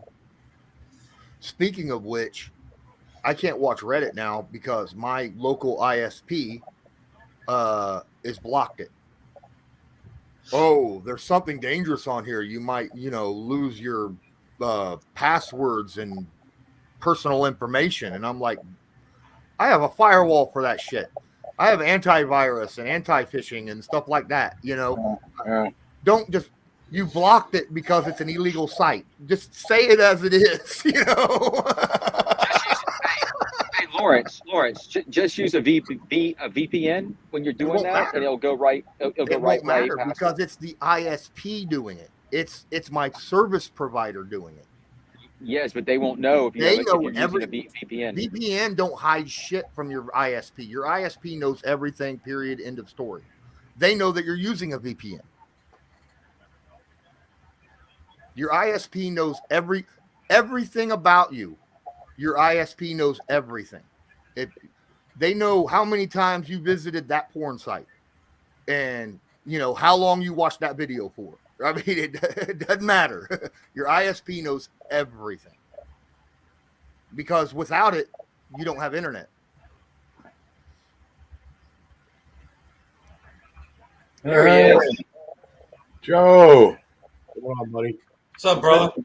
Hey. Does Mike sound all right to you? Yes. Sure. Yeah. Sound great. Haven't heard Yin sound so good in a while. That's right. Doc didn't think so. Doc's having internet problems. Yeah. So. Okay. They're having problems with the World Wide Web. The interweb. You know what's funny? Why do people like www? Why do people say www dot when it uses a third less uses a third of the syllables just to say World Wide Web? World Wide Web is 3 syllables. www is 9. Yeah. Well, it used to be back in the day where the way that the DNS tables pretty much ran into major registrars, if you wanted that something like to appear to the public, you had to put it on the www. You had to have that prefaced in your domain. With you had to pair your IP address with a www domain in order to get it out to the public, because basically at that time the only domains that really existed on quote unquote what we know as the internet today, education, military, government. Somebody's got a damn green screen. Yes, I do, sir. He looks confused. And I'm repping the brand. And you repping the brand. Yes, Look man. at you. Yeah. Yes, sir. How are you, boys? Good. Not too bad. We were sitting here about half an hour ago, and we were like, "Where the hell is Dunkowski?" And then Matt's like, "Well, what about Joe?" And I gave him a little thing on Discord. I said, Yeah. "Why don't you come on over?" I know that Joe's been telling me Because I saw that he late, probably won't Matt, be here yesterday. for a while, I saw that late. I saw that this morning, Matt. Oh, did you? Okay. Yeah, I didn't know where you were. I know you were on thing, but I said I thought I just like sent it out in case you wanted to come in for the hockey game. Yeah. Did y'all see? Hey, Joe, did you see what Brandon said about his computer when it came in? Yeah, it didn't ship with all the pieces. Yeah. What the fuck?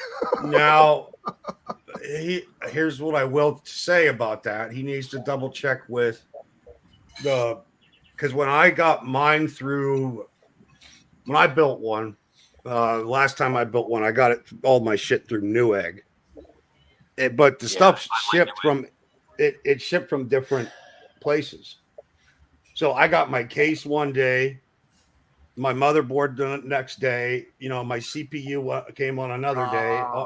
It took me a few days to get everything because not all the parts shipped from the same day. warehouse. So what you're saying, Thornburg, is that this is normal? Well, it depends. Also, he should have been given multiple tracking numbers so that he could track that shit.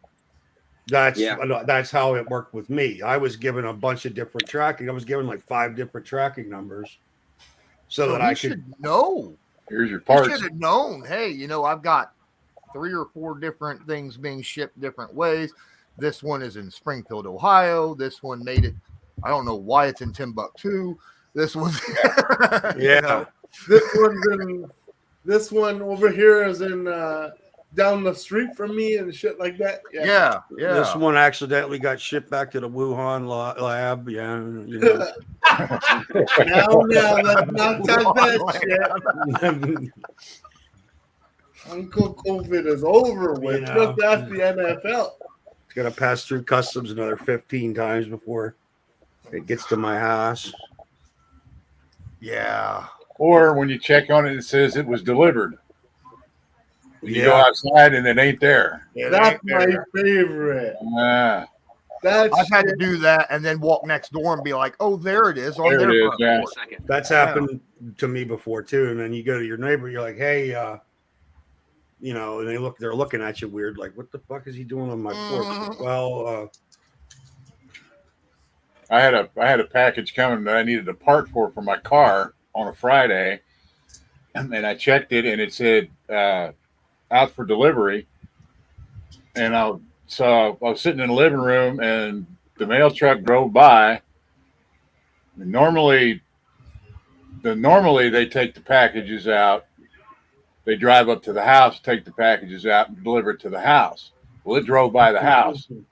Well, next thing I know, I'm out getting dressed so I can get out in the front yard and see if I can see the mailman because I know he normally would stop on the corner.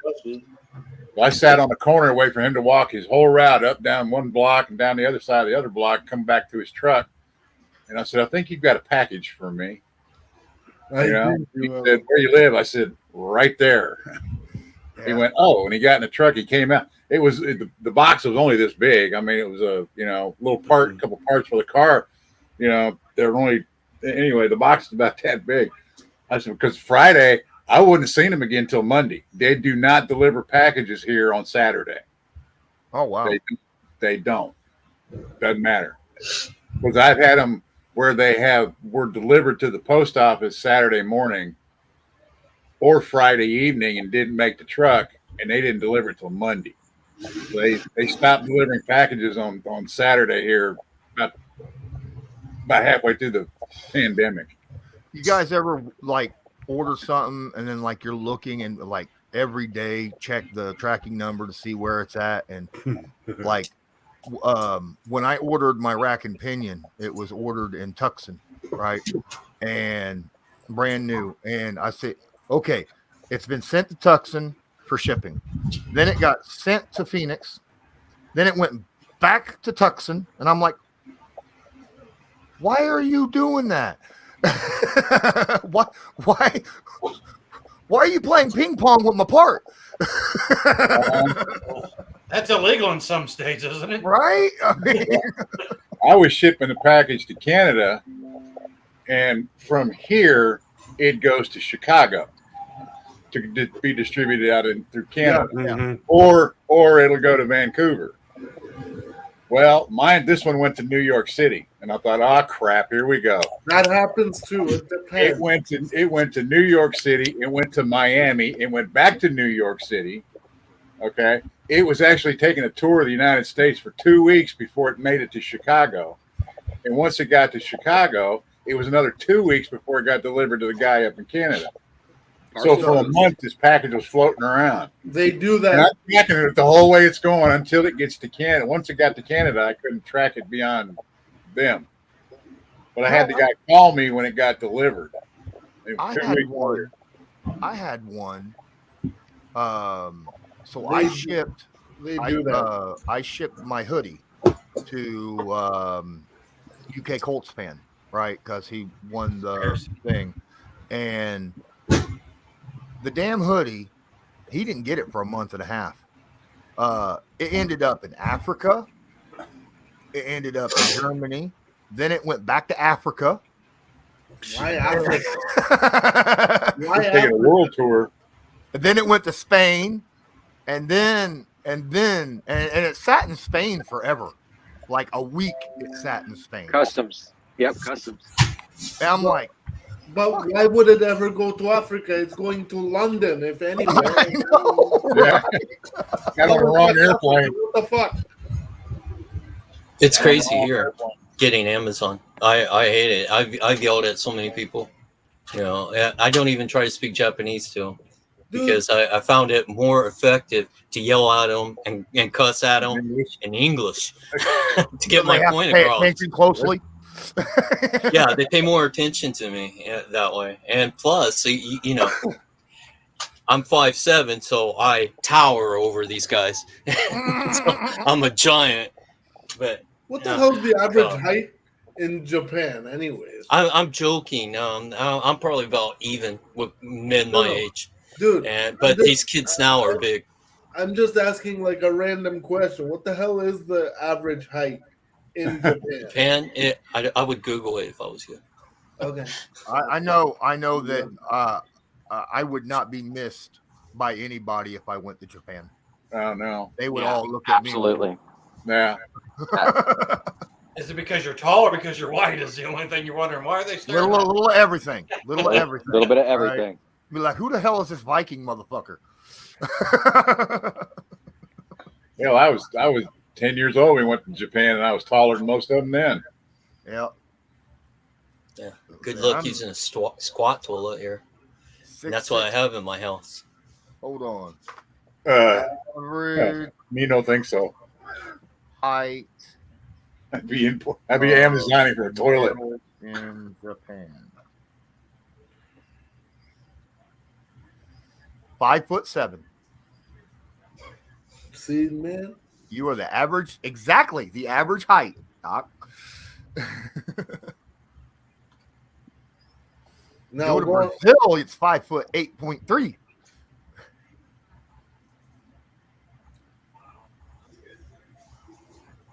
The average height in America. Hold on. It's probably 6'2". 5'9". Around 5'10". Oh, 5'9". Yeah, I thought it was 5'10". But that's what I was gonna guess. 6'2", dude, for an average for men. Okay. Average height for men in. This is interesting. I like this. Norway. Oh shit. 6 foot.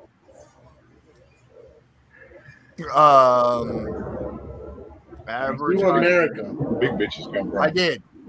5'10". For men? For men. 5'10" in America. That's the average height. Canada. Okay. Wait. What about the military? Canada. How about average height for U.S. military? Canada doesn't fucking count. You want to know why? Because Canada's a mixture of all kinds of people from everywhere, bro. Well, so is the U.S. Not as much. Okay. Not as much, bro. If you say so. The average height of military personnel is anywhere between 5'9" and 6 foot. The average weight is 180 pounds. 180, really? Huh. What was the height? What was the height? Somewhere between 5'9" and 6 foot. It says. So we're going to say I would be a little over, but I'd be in the right weight. The US. I'm about 108. I'm about 6'2", 180. I got about 3/4 of a foot and 100 pounds on the average military. Yeah. You're a nice big target there. I know, right? But the thing is I'm also the guy that's probably, they'd be like, all right, we need to find someone who's carrying the mortar. Yeah, I would give it to you. Artillery. Hey, Lawrence, artillery. Yep.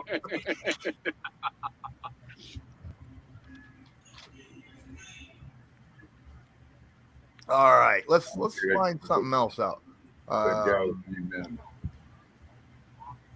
Solid rock. Country with the tallest average male. The Netherlands. Sweden. Netherlands, huh? The Netherlands. Really? What is it? 183 centimeters. Smaller sample size too. 183 or 83? 183 would be like a midget. Yeah, okay, yeah, right. Okay, that's a bad. Okay, yes, that's a bad thing. It's a hair over 6 feet. Is the Netherlands? Okay. The average man in the Netherlands is just a hair over 6 foot. I think I've heard that somewhere before.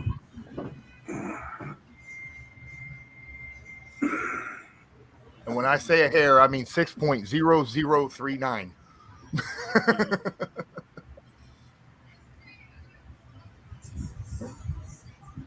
But Norway and Sweden is pretty damn close too, though. So it's because Vikings. Yes, sir. That's where the big bitches come from. I'm Scottish. Where I come from. Yeah, I'm Scottish, man. So that you know where that comes from. It's got that Viking.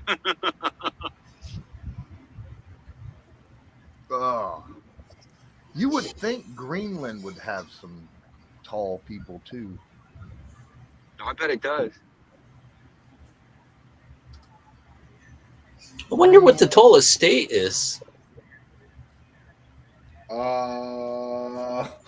Colorado. Very high there, aren't they? I mean, I'm just saying. Where? Fuck. Oh, Greenland's 5'8". They're short. Nebraska. Really? They're all Vikings. You think? Average height for a male in Greenland is 5'8", and the average height for a woman is 5'3". Holy crap! Shouties. Too tall for me. Average height for a woman is 5'3". Fuck that. Yeah, that's too tall for me. That's too tall for you. You want someone? I like them. Yeah. Ron, with a flat head, like, you can put the beer on. Like, He wants a spinner. Exactly. He wants a spinner. Exactly, Lawrence. You got it. I had two wives that were under 5 foot. I had 2 wives that were under 5 foot. Oh wow! Yeah. My sister, see, like I said, I'm 6'6". My sister is 5'4".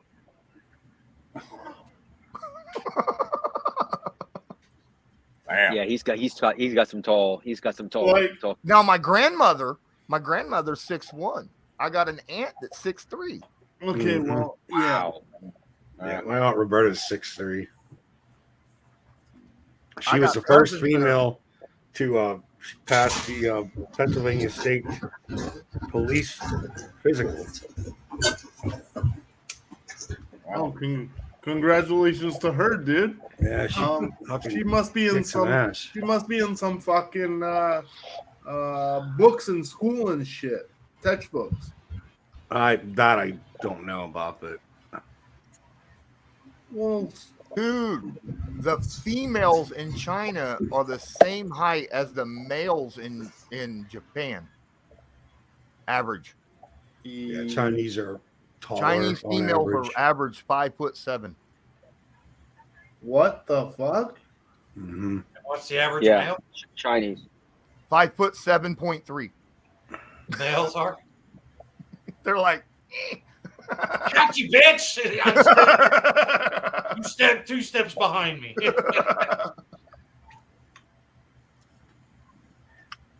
But you got to remember, in China, that's kind of diluted because you can only have one female, in a family, and that's still the thing in China where you're not allowed to have more than one female as a one China policy. Yep.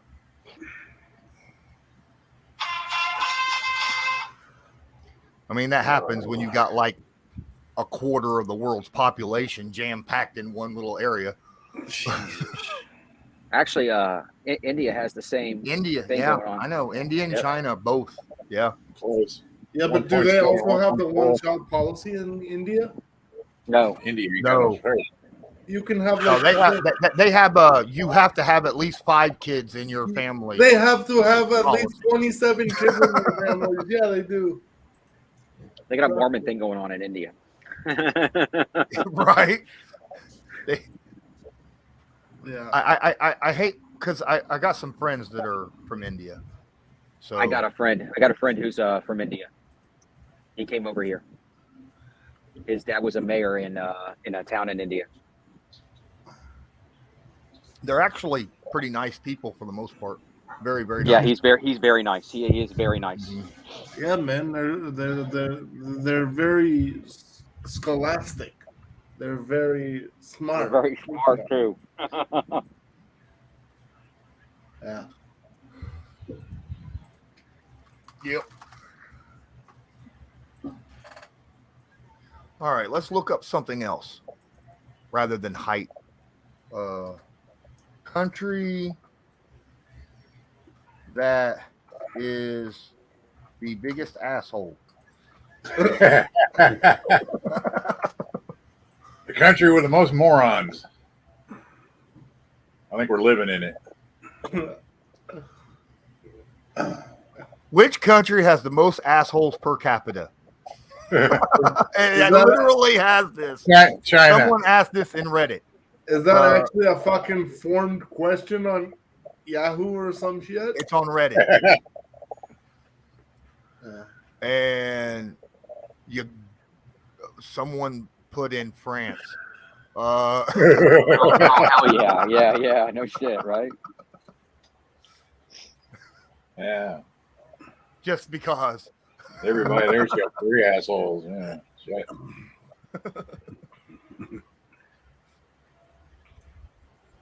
Boys, I'm off of Tampa. I'm on to Colorado for tomorrow. Oh, God. Okay, let's go into game 7, it looks like. Nope. It's the same. Watch this. It's going to happen the exact same way it did in the NBA. Tampa's going to win the next 2. Yeah. Hey, Warren, listen, I don't give a fuck. I want Tampa to win anyways. I'm just saying, I remember when the Warriors lost that game and you were like, fuck them. I'm a Celtics fan now. That was the first game, I was never a Celtics fan. I was just salty for 5 minutes. Yeah, no shit, you were. Yeah, we all heard the first game of the series when he said that, though. Yeah. Do you bet emotionally, or do you sit there and just bet and then let the emotions kick in afterwards? No, I sit there and bet and then get pissed off. Do you get more or less pissed off when you bet on a game? What do you mean? Like let's say you're a fan. Does the money you have on it affect your emotions on a win or a loss? Okay, bro. You should not bet emotionally. If you're asking me if I would bet the Colts to win the Super Bowl, I mean, ask me Super Bowl Sunday, but I don't I am not gonna sit here and tell people that, I don't like to bet on my team because when I do, they tend to lose, even though they are usually games that we should win, i.e. Like the Jacksonville game. Yeah. Like, I would never bet on the Colts to beat, like, the Rams away or some dumb shit just because it's the Colts. The sad thing is, it seems like the Colts play the tough teams tough. It's like they play to their opponent, you know. But when unless you're the Texans. Yes, but what I'm saying is, I look at it and I'm like, we should beat, fucking Jacksonville by 25, and then we get pounded by 16. Yeah. Well, so like I said, every team has that kryptonite team that they deal with, No, but that's not Matt deals with Miami. Right? There's no Miami in their house. Yes. Oh yeah. But Miami is and always has been a halfway decent team player wise. Jacksonville has been shitty for the last 20 years. Okay. Well, I mean, Jacksonville's got a lot of talent on the team and have for a while. It's just their organization is ass. Exactly what Miami is. Yeah. Well, Miami's had a hell of a defense for years. Yeah, Jason Taylor, Zach Thomas, motherfuckers that Brian Cox. Yes. Good interview, by the way. I thought so.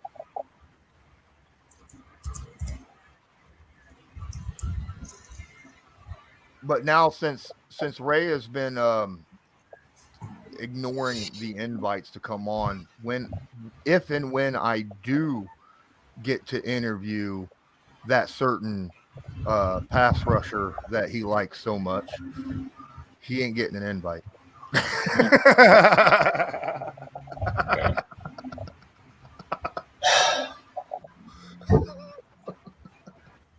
Too bad on him. Right. Be like, well, hell, I mean, you ignored me every other time. What would this make any different?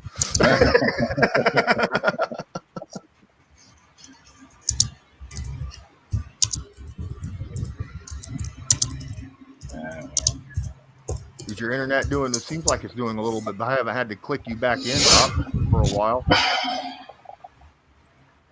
I had to open my damn mouth, didn't I? I was gonna say now he's just meditating. Yeah.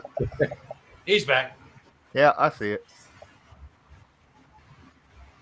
And then he closed it out. Well, maybe he doesn't want to show his face. I mean, yeah. Well, he's the perfect face for radio. There you go. Exactly. Good one, Matt. Yeah. Good pick up on the name, man.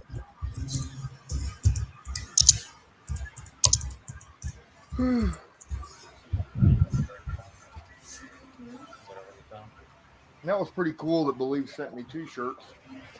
Apparently the first one they sent, the Believe logo was too big. They didn't want it so big. So they shrunk the Believe logo on the other shirt that they sent me. It's a lot smaller. Little bitty. You can barely even see it. You can't even hardly, yeah, I know. Whoever decided that the smaller one was the way to go is a complete dork. Moron.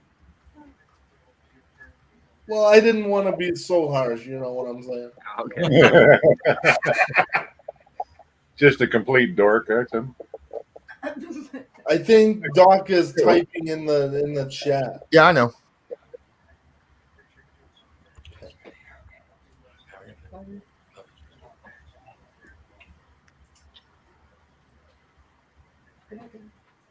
And he's out.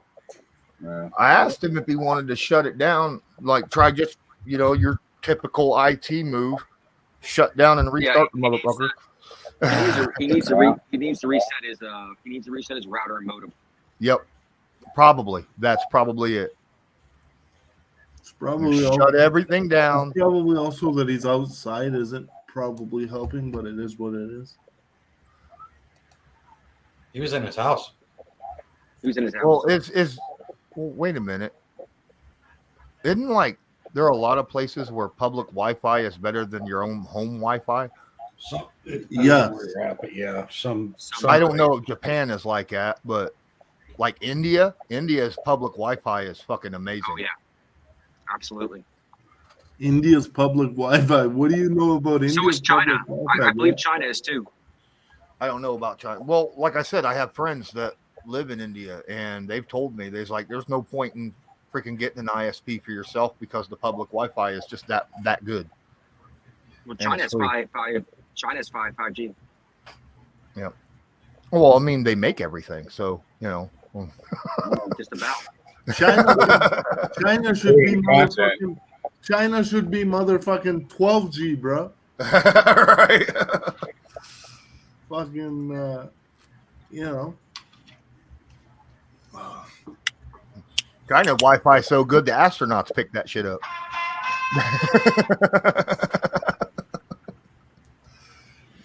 That was perfect timing on that whole dun, da, da, da. But I was sitting here thinking, you couldn't have timed that any better. It's getting annoying. Well, I guess I'm not getting that pizza, Matt. I know we're not getting that pizza. I know. I was wondering about Doc, man. I thought he'd be wanting to order that pizza right about now. Well, I mean, if he can't, it's 10 o'clock. It's 10 o'clock, and the pizza place is still open for another hour. I got food in the house now, though. It's not like it was last week. I actually have food. Oh, I know. It's not a tuna sandwich night tonight. No. Hey, ain't wrong with tuna sandwiches. No, I have nothing against tuna. Well, it's not tuna sandwich. It's tuna salad, but yeah. Well, nothing wrong with that either. It's just got apples in it. Well, I usually make a tuna salad and then I put it on a sandwich, and that makes it. Oh yeah, that's tuna. Well, or I'll take my tuna salad and just drop it on some fucking crackers and eat it like that. I don't care. Yeah. Maybe I'm weird. No, I scoop mine with Ritz. Or get a tuna salad. I don't use Ritz as much as I use. Once I found Townhouse, I was like, I became a Townhouse dude. I love Townhouse crackers because it's not like you're eating, a whole loaf of bread per cracker. Have you been able to find that special chips that only Indiana makes or some shit? Okay, so Seifert's went out of business. But the other one, Grippo's, or not Seifert, Mike Sells, went out of business. And the Grippo's is still around, but they don't deliver to my town anymore. And let me guess, they wouldn't even ship to Asia because it's like, whatever. Well, they're based out of Cincinnati, so I actually called the company up. You wasn't here last week when we was talking about. Yeah, we were talking about it last week. Yeah, I called up the company in Cincy and said, "Hey, where's your the people that your vendor for my area?" And they were like, "All right, here's the vendor that's in Indianapolis that sends it out towards your area. Here's a number for them." And I was like, "Okay." So I called up the vendor and I said, "Hey, who's the delivery guy that ships to my area?" They said, "Well, here's the personal phone number of the guy who delivers to your area." And then he's making calls. And then he said, "I don't turn right onto your street." No, he said he don't deliver the big bags to Marion anymore. He only delivers out to Fairmount. The little small bags. Yeah. The little fun size. Yeah. He only delivers the fun size. And I'm not sending little fun size bags. Little fun size bags. Japan. You'll have 3 chips per bag. And you got like 10 bags if in it a makes box it. this damn big, and it's 99% air.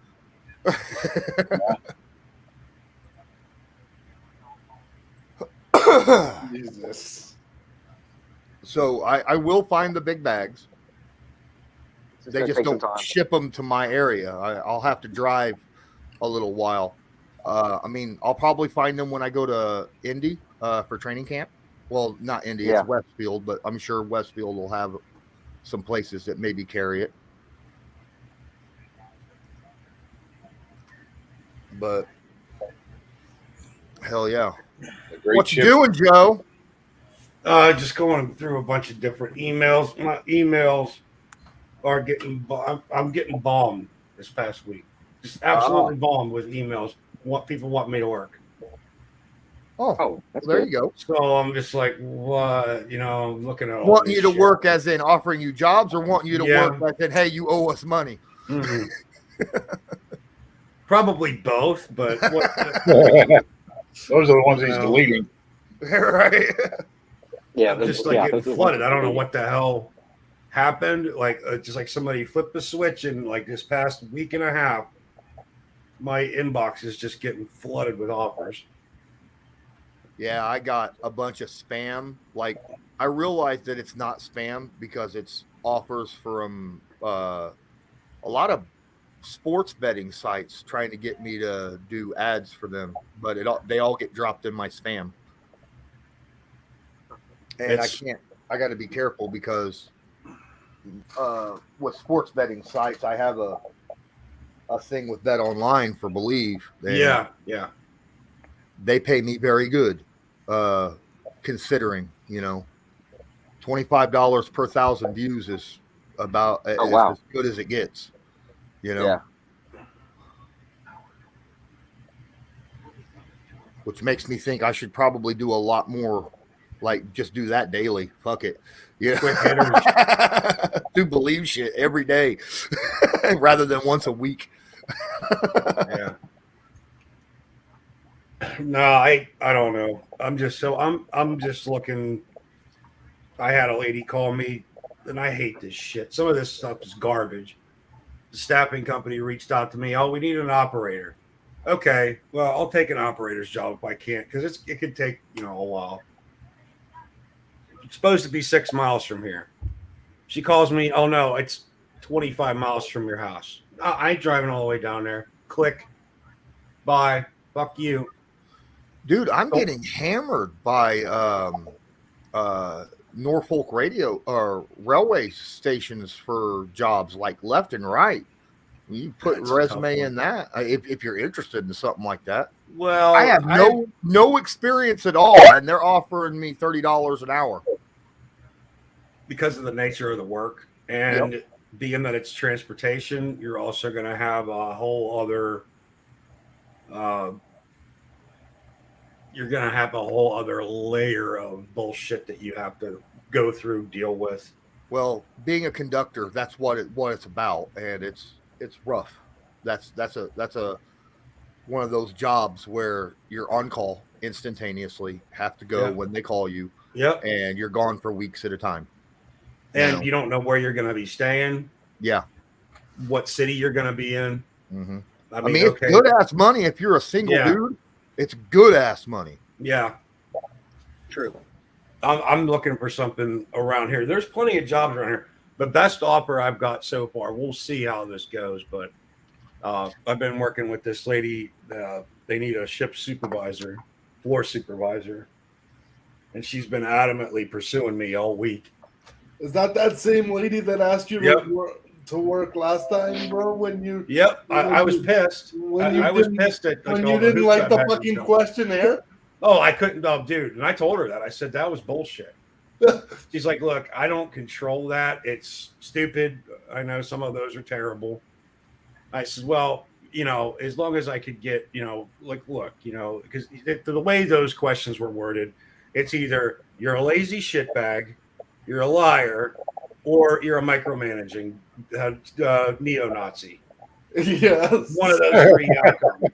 Take your pick. Or you're all three, depending on how you answer the questions, Or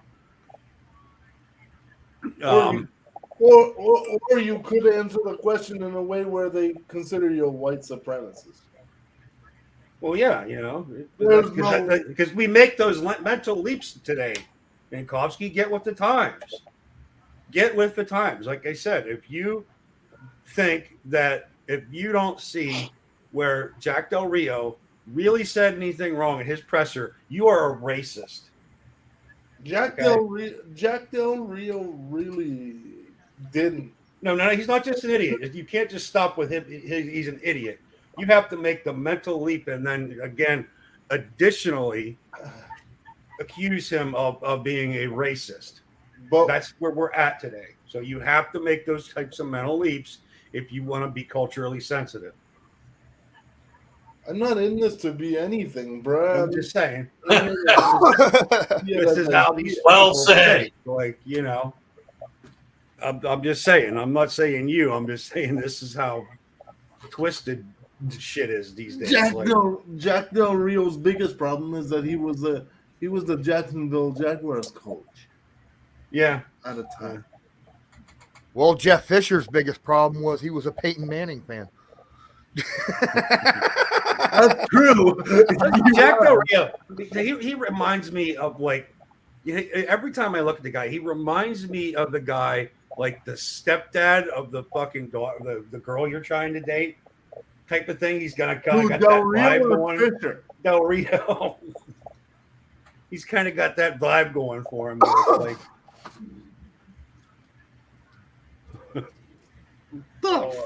why the fuck do we live in a time where everybody has to be either you're way wrong or you're right on point, motherfucker?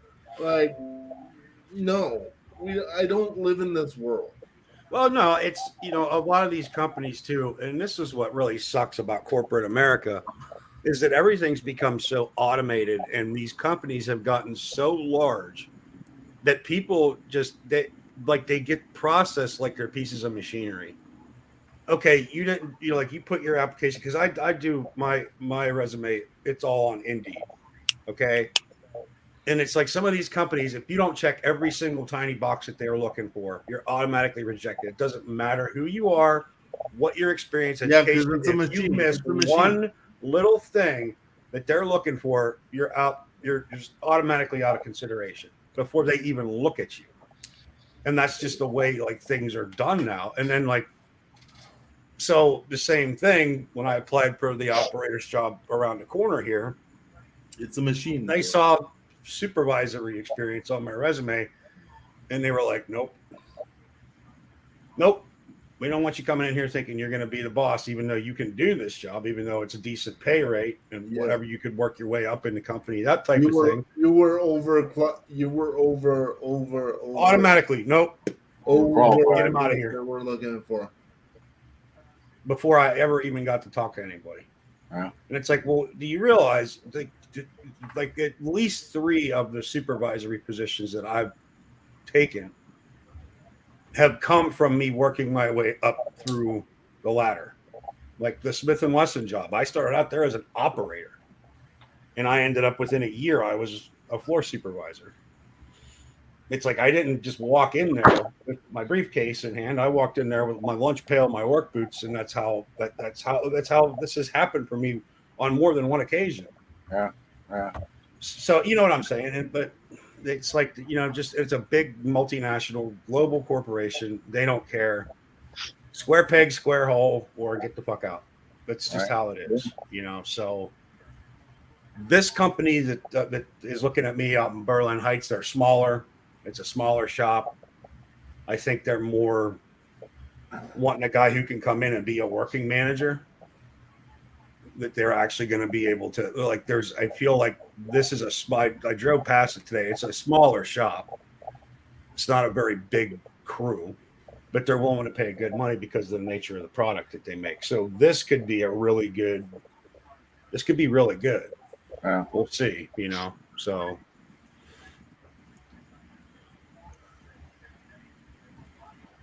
But, you know, this day and age, good luck finding a situation like that where you get into a smaller shop like that where you're treated more like a human being than another piece of equipment in their inventory, you know. So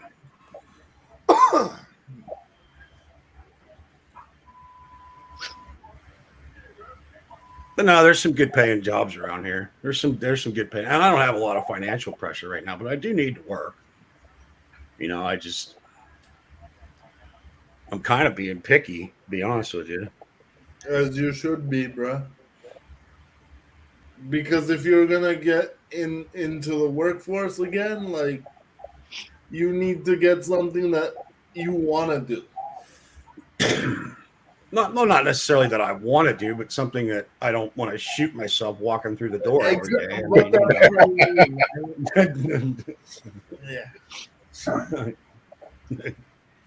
This fucking place again. Jesus Christ. Just because see, and all this starts at the top. Because when I started at Smith, that was a great job. It was a great place to work. The culture there was great. The same thing with Time Warner. Great place to work, great culture. And then something happens where somebody gets bought out or sold off. Yeah. Everything changes, and then it turns into a fucking nightmare. Goes to shit. Yep. Yeah. So it's been unfortunate. Some of the positions I've been put in, those were good jobs, and then somebody decided to just turn it into a bag of shit. Okay. Yeah. I went to work locally here. Lennox used to have a copper tube mill here. We made copper tubing for all air conditioners and all that kind of stuff. Yeah. And shipped them all over the country. Started out on shipping dock. Within a year, I was team leader in a whole nother department. And a year after that, I was the floor manager, the shift manager, excuse me. And the Lennox sold the company. And within 6 months, I said, fuck this. I'm going to go drive a truck. Yep. I'm leaving here and go drive a truck. Screw it. That's pretty much, yeah. They got sold again, and they finally just ran it out of business. Yeah. Well, that's like what they're doing down here at MTD in Willard. Now, that's a big shop that used to be privately owned. The guy built it from the ground up. It's an impressive operation. It really is. But the problem is that the family, the two old men who built the place. I'll be right back, boys. I gotta go make a head call. All right. Yeah. Yes. They had it running right, and the line workers used to get paid by piecework. They got paid for what they actually produced. They got paid on piecework through these people. They got all their Christian holidays off, your traditional Thanksgiving, your 4-day Thanksgiving, all your national holidays, your Christmas break was all paid. They did all that stuff. Smith & Wesson was another one who did that stuff. And then Black & Decker bought the fucking place because they had a contract to make Craftsman tools. So Black & Decker bought them out and said, well, because of this, that, the other thing, they had to sink so much money back into the company. They had to pay. It was a weird thing, but finally, once that deal got finalized, they started chipping away at everything. They started chipping away at their hourly wages. They took the piecework away. They started taking the holidays away. And now it's got a reputation as a really, really shitty place to work. Within a 5-year period, it went from a great place to retire from to a pile of shit that nobody wants to. So in order for them to try to get people, that's what I said, that call from that lady, that's where she was trying to send me. They listed the job up here in Norwalk, but it was all the way down in Willard. And that she was trying to pitch that company, but she was trying to get people in the door by, lying to them, basically. No, I've worked there. It's a bag of shit. No thanks. Sounds like a recruiter. Yeah. Typical recruiter. So I'm going to throw up a football question since we haven't talked about football in 2 hours. Football? What's that? Who's going to end up having the better career at the end of their careers? Alvin Kamara or CMC? Or who? Christian McCaffrey. McCaffrey. Probably. I don't know. That's tough. That's a tough one. Go ahead. I know it is a tough one, but I just think where Alvin Kamara is right now, I just got to go with the other one. CMC has a lot of injury issues. I know that. You know, but one of them might be going to jail for a while. I get that. It's possible, but if he's able to play, even if he's back in a year or so. Guys, I got to turn my camera off because I have That's got true. to take That's this true. He fucking could not shirt be. off. He could not be going for a while. You're right. That's true. Yeah. Yeah. We don't know how long. We don't know how long it's going to be. I mean, are you saying that they're both at an even spot right now, though, or do you think Alvin Kamara's got a better career than what McCaffrey has already? I think Alvin Kamara has a better. From what it is, he just has this one thing going on from what I think. If he only gets a year, and then comes back out, say basically the same thing. Let's put it this way. Let's use what's his name? Deshaun. I was more like what's his name? Dog fighting quarterback. Michael Vick. Michael Vick went in there for a year or so. Jail, came back out and had a decent career. And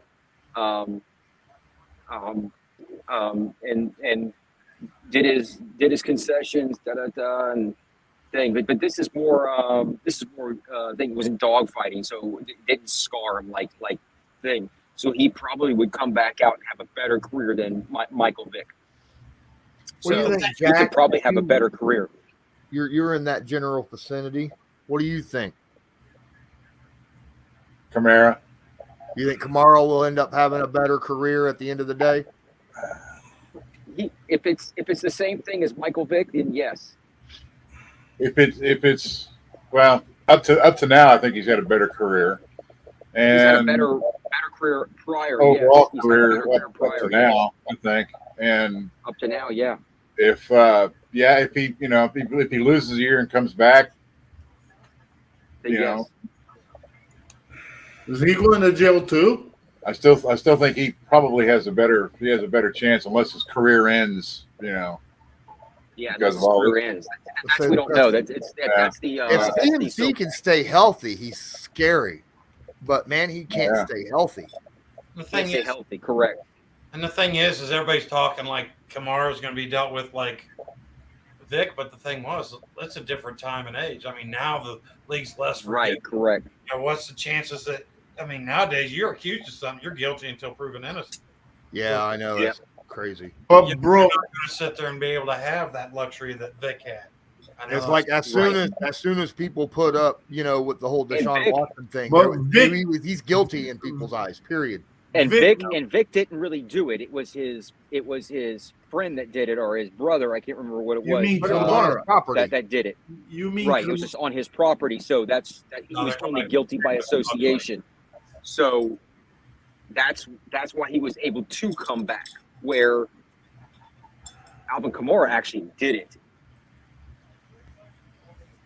Well, I mean, but if you want to use it from this is where he did it to actually his career up to that point, then Alvin Kamara has had a better career. Yeah, so if you want an aspect of let's put it this way: if he has his career and he gets injured and he doesn't have anything after that, because we don't know if he's going to come back, and he might. Well, hold on. He might not come back and do anything after that either. You guys are comparing dudes from different drafts, if I'm not mistaken. Kamara has had a longer career, thus. Right. Correct. That's what I'm trying to say. Not by much. I'm saying at the end of the day, when both CMC and Alvin Kamara retire, who will end up having the better career? Probably Kamara, only based on the fact that he's had better players around him too, and therefore they open up room for him to be better at his job. Yeah, I'm gonna go with what Gopi just said. I'm gonna go with that. When you have Michael, it doesn't matter if he doesn't play anymore. He's had a Michael Thomas, when you have Michael Thomas, catching balls, and Alvin Kamara running, you know what I'm saying? It's not like Curtis Samuel or whatever his name is. Like, you know what I mean? Like, God bless Curtis Samuel, but he's not Michael Thomas. I mean, you got Sam Darnold throwing you the ball. What else do you need? Right. Yeah. No, I mean, those guys were both drafted the same fucking year. Mm-hmm. They've both been in the league. If you look at the numbers, Kamara by far is far and away in terms of stats production, far and head and shoulders above McCaffrey's production. Period. That's the end of the discussion. And because of McCaffrey's missed like 2 years, Joe. That's what I'm saying, because of injuries. Yeah. Yeah. So by the numbers, if you look at just production, you look at just simply production, Alvin Kamara far and away already is, plus the way he's make utilized. Up the production. He can't make up that production. I don't think he can, especially when you look at also how Kamara has been able to be utilized. Now with the Saints as presently constructed, is he going to be as effective as he was when Breeze was back there? No. When they had all those, that's another thing to discuss. But McCaffrey's got a lot of miles on his body already. He's had 2 catastrophic injuries already. Right. Correct. So if their careers both ended today, Kamara would. Oh well, yeah. Right now, if it ended today, Kamara hands down. They were drafted together though in the same year. Yeah. One was a first round pick, one was a third round pick in 2017. Who was the third round pick? Kamara. Wow. Because this dude went like number 8 or some shit, right? Yeah. He was the stud back out of Stanford that everybody. He sat out. He was the first asshole to sit out a bowl game. But to be fair, Christian McCaffrey's first year, he was fucking dynamic. Yeah, but I'm just saying. More than dynamic. I don't like this. Oh, the season's over. I'm gonna sit out the bowl game. These assholes. So that's why I call him the first asshole that made it famous to sit out bowl games. I understand it. It doesn't make me like it anymore though. But yeah, the last couple of years, Christian McCaffrey just ain't been able to play. I mean, he's played 10 games in the last 2 years. Yeah. Well, in terms of instant impact, McCaffrey has hands down. Instant impact. There was no misfire between college and the pros, but I think he had a longer college career as well, if I'm not mistaken. Yes, he did. At Stanford. Yeah, his Christian McCaffrey's first 3 years was pretty damn good. Yeah. Yeah, but there again, and that's where I'm worried with JT is because Carolina just ran him in the ground, and he wasn't even, he wasn't just a running back. He was the double dimension. You know what I mean? Yep. You look at like you're saying. I mean, the amount of carries that JT had in Wisconsin year after year was 350 plus every damn year, and then with the Colts, you don't want to run him into the ground unless you plan on screw it, not doing anything. Like a lot of use them up and go get a new one. Well, I'd piss a lot of Colts fans off, but bro, you know what though? Like, that's what scares me with JT. But unless the Colts don't plan to keep him around, like they don't plan to re-up him for like another 5 years, then yeah, okay, let him walk. Like drive him into the ground, break him, and let him walk. But I wouldn't extend him 5 years anyhow. I'd give him a 3-year extension. But you know that's not going to happen. These guys are going to want to pay their due. I mean, I'd pay the fuck out of them for those 3 years, but I wouldn't want a 5-year deal. I mean, I just threw it out there like a number. Yeah, I get what you're saying. But I think JT is also one of those freak specimens that, and I'm not saying that he's invincible, but I do think with the way that he takes care of himself, the reps isn't as much of a concern as it is just, how much longer is he going to be able to maintain the level that he's at because of it? Bro, but respectfully though, loyalists, that's what we thought with Andrew Luck too, bro. He quit at what, 28, 29 years old? Yeah, but that was not about reps. That was about poor management of his career. He got killed. He got plastered play after play after play after play. Damn. I am starting to get tired. It is 10:30. You have been on here like 3 hours. Not quite 3, 2.5. 2.5. At least that's what this right here says. Yeah. The count-o-meter.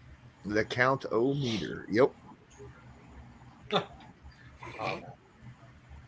All of a sudden now I've got Count Dracula or whatever the hell that is. Van. Yeah. 2, 3, what?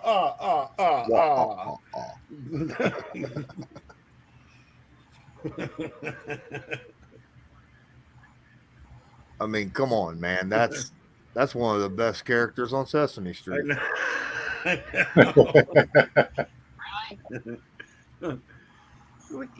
The amount of drugs that those people had to be on.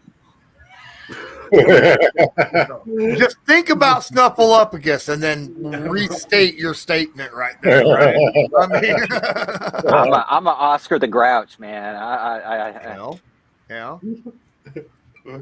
Cookie Monster. Cookie Monster. Yeah. Cookie Monster.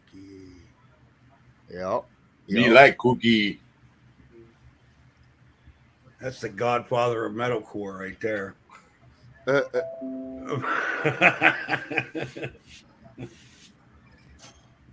Friggin' yep. Man, when I was growing up, I loved Sesame Street and the Muppets. Oh, hell yeah. Fraggle Rock. I wasn't even growing up. I was grown then. I like Fraggle Rock. Yeah. Fraggle Rock. You know they brought Fraggle Rock back, right? Yeah. Yes, they did. I knew that. Yeah. Wendell Moore Jr. Yes. My day it was Captain Kangaroo. I remember Captain Kangaroo. Yeah, I know Captain Kangaroo.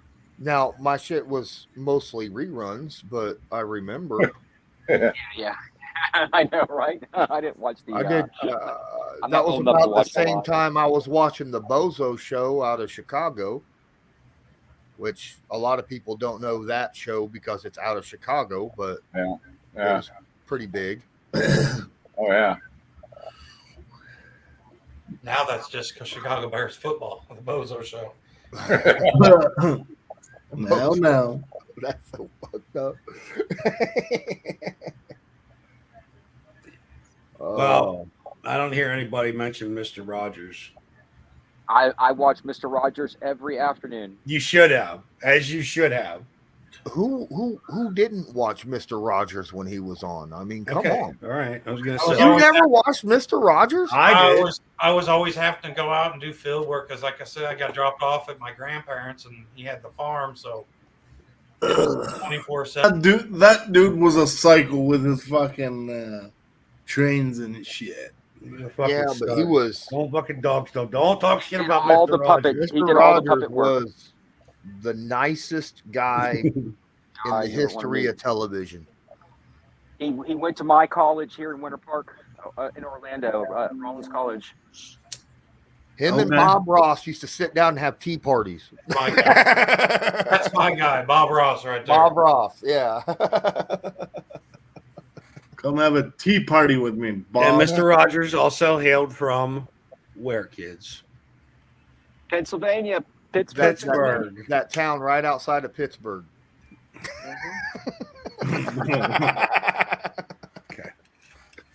Okay. We just got Joe back on here. Now you're gonna go and do that. Do that? Where he came from. Now, Deb, that's not very nice. Okay. Hey, did anybody catch Pittsburgh Dad reacting to the fact that that gas is so expensive now? Oh yeah. I missed that one. He's riding his bike. I'm going to the store, Dad. Hey, I rode a bike for 2-3 weeks, man, the last month. Huh?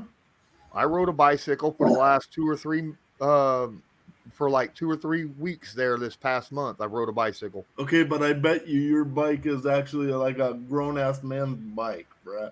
This dude is riding a kid's bike, bruh. Well, I mean, if you're talking about, he's not did it have a plastic weave basket on the front of it with a flower on the front, and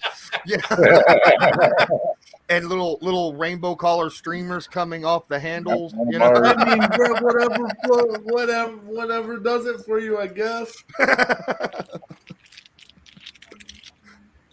So how much your Whatever green does it for screen you. stuff cost you, Goki? Huh? How much your green screen and everything cost you? Zero. It's just Zero. a picture, bruh. Yeah, it's just a picture. He's not actually using a green. He doesn't have the green screen. He's using the you do not have a green screen option. No, sir. There is a if you go into settings, Background picture, like it's yeah. If you go into settings, you can say I do not have a green screen, and it'll do that. Oh, okay. Yep. Gotcha. It's not as good as mine. It'll blip and blur. Like there are on you a holes in lot. this one. Watch. Yeah. Wherever I move, there's losing arms. His arms and his hands come and go from there. Yeah. There's a Whereas fucking mine is. there's a fucking hole that follows me, right? Look. Yeah. Like earlier, someone came in and gave him a drink, and all I saw was boobs and a shirt. Yeah, like Well, that. That's not a bad. That's not a bad, thing. Yeah, for I could deal without the Right, shirt. honest here, that's all that showed up through the green screen. Well, the worst part is I keep coming up with these jokes, and then I'm like, no, Nikoski wouldn't like that. No, It's okay, bro. Lay it on me. It's fine. She's 60 years old. She can take care of herself.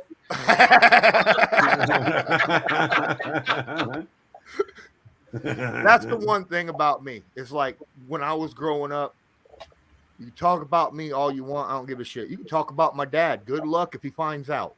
My mom was 5'5" and like 100 pounds soaking wet with rocks in her shoes. And No, my mom's but my mom's a badass bitch. There you go. My mom was an introvert that never left the house and was quiet and nice and and still is that way. She kind of a hermit, because she couldn't deal with. It's hard to deal with today, when you're a nice person. It is. Yeah. Yeesh. Yeah. Today fucking sucks. Yeah, especially with all that passive aggressive. Like I said, all this crap that we were talking about earlier was the shit in the workplace. It's all passive aggressive bullshit. That's what pisses me off the most about it. It's like, dude, if you're gonna be a fucking asshole, at least just be a straight up asshole. Yeah. You know what I mean? I'd have more respect for somebody who just fucking isn't ashamed to be what the hell they are than somebody who wants to play around with this passive aggressive BS. Like everybody's coming at me today because I made a comment on Twitter about fucking what's the big deal about Malika Andrews being the fucking host of the draft? Who gives a shit? That reminds me. I need to find out if anyone commented on that tweet that I did a little bit ago. Colts coverage asked, "Who are you hoping that the Pacers draft today?" And I said, "A basketball player." I'll tell you a little bit something though. Ben Mathurin is a hell of a player, and he's probably the best player in the draft. The player the Pacers got in the first round. Who'd they get? Ben Mathurin from Arizona. I don't know anything about it. You give us some details. Really good player, bro. What's his height, weight, really good player. position that he plays? No, he's a wing. A wing guy. He's a wing guy. Yeah, they went and got them a wing. I'm just glad they didn't get another damn center. Is Brogdon still on the Pacers, or did he get traded? Brogdon, I think he's still on the Pacers. But if I were you, I would want him traded. Brogdon just. What about Turner? He's useless. Can't trade He's a Turner. defender. Got rid of Sabonis. Got to keep Turner. Yeah, they got rid of Sabonis a while ago. No, that's what I'm saying. But you got to keep Turner now because of that. Because you sure as hell can't sit there and think Goga's going to do anything. He's another one that sucks balls. Which one? Goga Bitadze. Yeah. Horrible. I heard that a lot of people were offering like the 8th pick for Brogdon, and the Pacers turned it down. Like somebody offered that. Jesus Christ. Yeah. I thought they had to match money and the stuff though to do. Not. That's only if you're near the cap, right? I don't know. Like I said, I always thought the deals were supposed to be balanced as far as a monetary value. No, but not necessarily. Well, it was like a 3-team trade offer proposal that was put out, and the Pacers shot it down. That is the case if one of the teams is near the cap. Okay. Like near the roof of how much you can spend. But, I don't know a whole lot about the Pacers right now. I just, see what people post here and there, Holy fuck.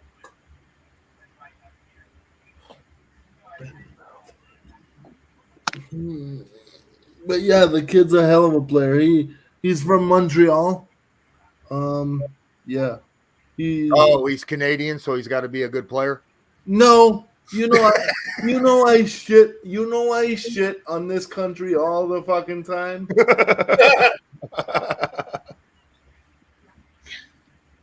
But no. Is he from the French Quarter? Yes. Montreal, Quebec, it's all for French. Like you have to speak French. But they're not. You have to speak French, but they're if you think, okay, and this is a good answer to the question that was raised earlier that I didn't think about it, because if you technically, Quebec has always wanted to be its own country. Yeah. So most assholes per square mile, per capita, if you take that Quebecian qualifier, absolutely, hands down. What's funny is because they're not even fucking French. You're saying that, and the question that was answered earlier was France. So, yeah, they're not even French, though. But yeah, I'm telling you, pretty much an asshole. Quebec has got. Now hold on, is the French Quarter in New Orleans assholes? No, because French people down there. That's just buildings and shit. They're Cajuns. Can't be an asshole. I know they're Cajun, but they're Coonances. They're not French. Okay. No, because the building can't be an asshole. Okay. No. The architect who made the building could be a fucking asshole. I don't know. There's some buildings I think could be assholes. You seen the Leaning Tower of Pisa? That's an asshole. That's just a bitch. That's just hard. Man. Thursday nights in the off season are fun as shit. We sit here and talk about Thursday night during the season will be fun for me because I won't be able to watch the damn game. Not with Prime. Bro, we're lucky you're still around, man. Like I remember a time when I wasn't gonna come here anymore because you were like gonna give up on having the internet or something. Yeah, because it was expensive. Yeah. Yeah, I get it. I get the reason. Oh, well, yeah, I get the reason. Being on a fixed income kind of limits your shit. Me too. Your options. Yeah. Well, I'm good for another 10 months, I guess. That's awesome. So I'll get through the season and we'll see what happens on the other side. Yeah, if I get this job out in Berlin Heights, I'll fucking be able to help you out. Yeah. I just want everybody to make sure they take care of themselves. Well, yeah, but still, I have zero. Like the financial pressure that I'm under is just basically just daily maintenance. You know, just being able to fucking eat, keep the lights on, pay taxes. That's what I deal with on a daily basis. I'm just every month I'm like, all right, here's my bills. How am I going to pay this shit? You know, you know. It is what it is. And I live in a low freaking like cost of living, like one of the lowest in the country. Like low. Are you saying Anderson, Indiana's like one of the Marion, but yeah. Sorry, yeah. Is like projects of the US, yes. Yes. It's a I was gonna say shithole, but I wasn't sure if I should or not. But like we're your own president said shithole country, so whatever. Yeah. I live Marion is not the diaper, it's where you throw the diaper when you're done with it. Okay.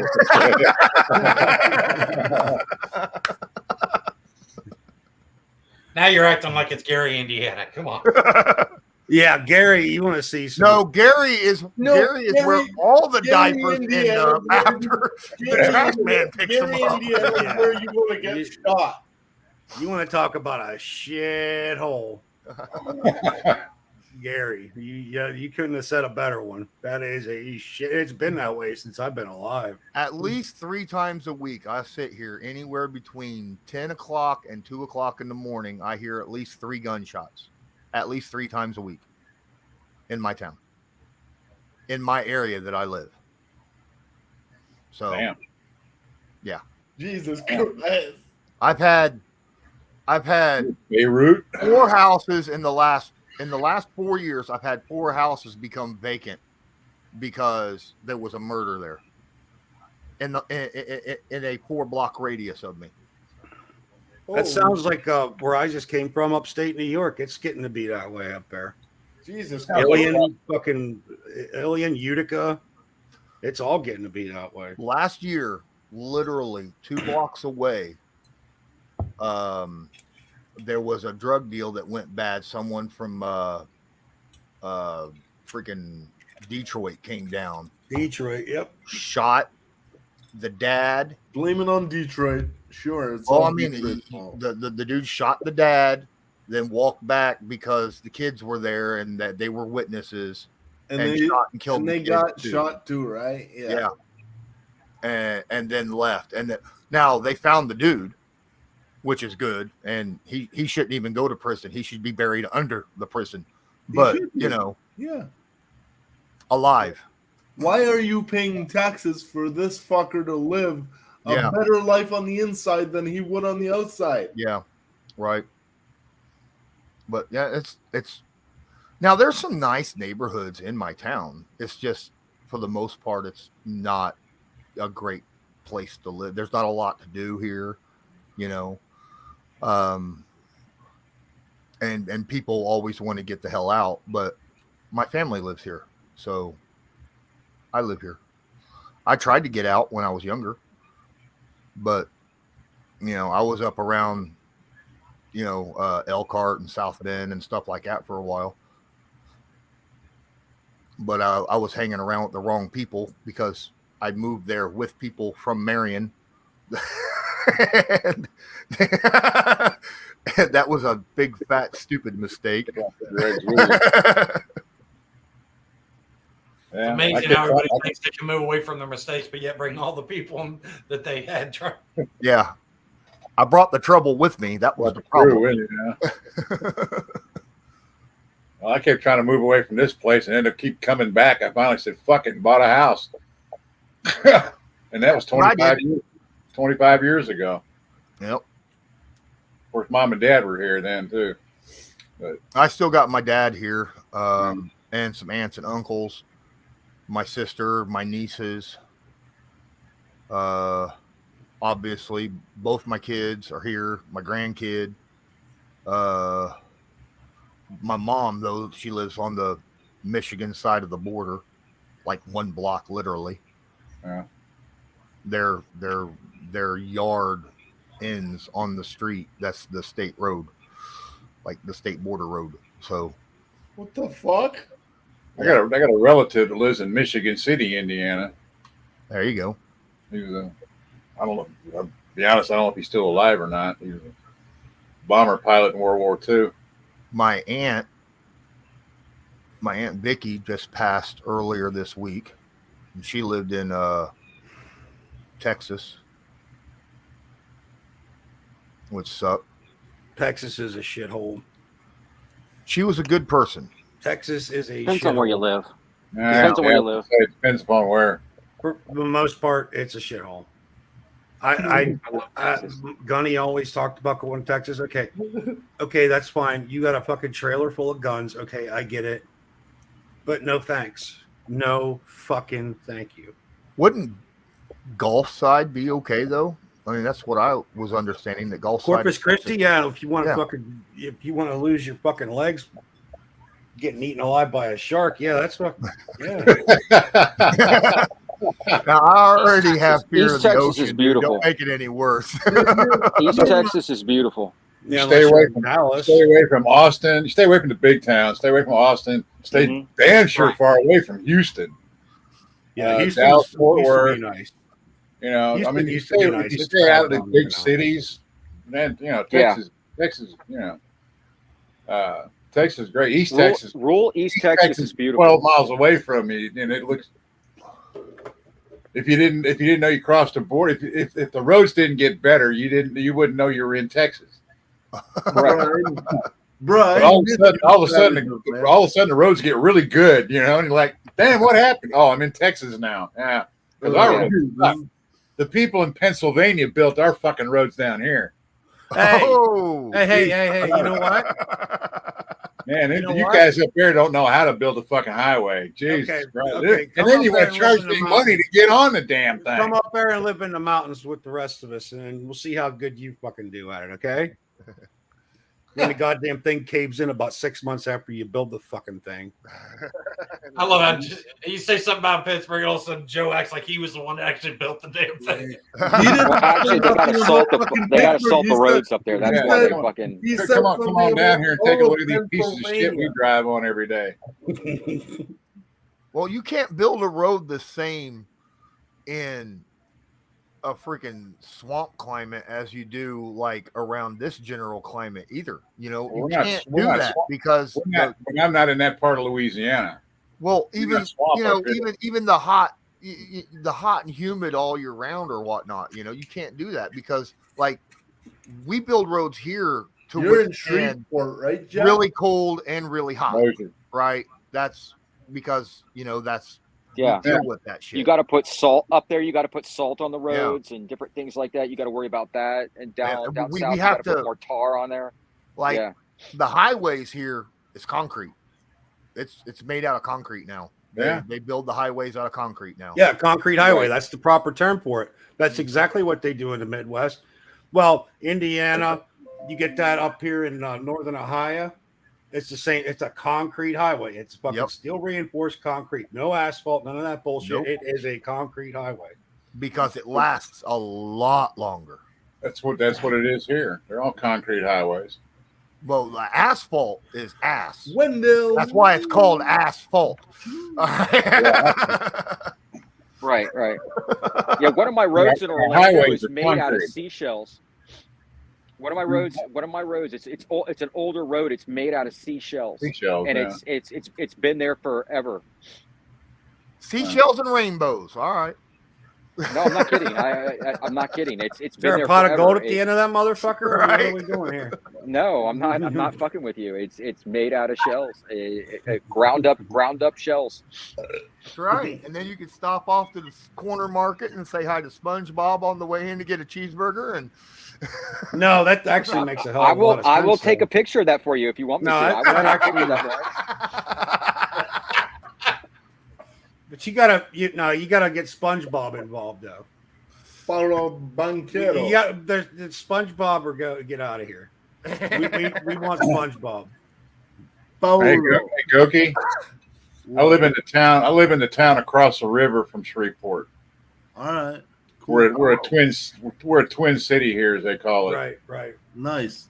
Except theirs is bigger than us, but we got 30,000 of their people in the last year have moved over here. 30,000 of their people. Yeah, it almost doubled Their our people. in the last 10 years. We almost doubled our damn population.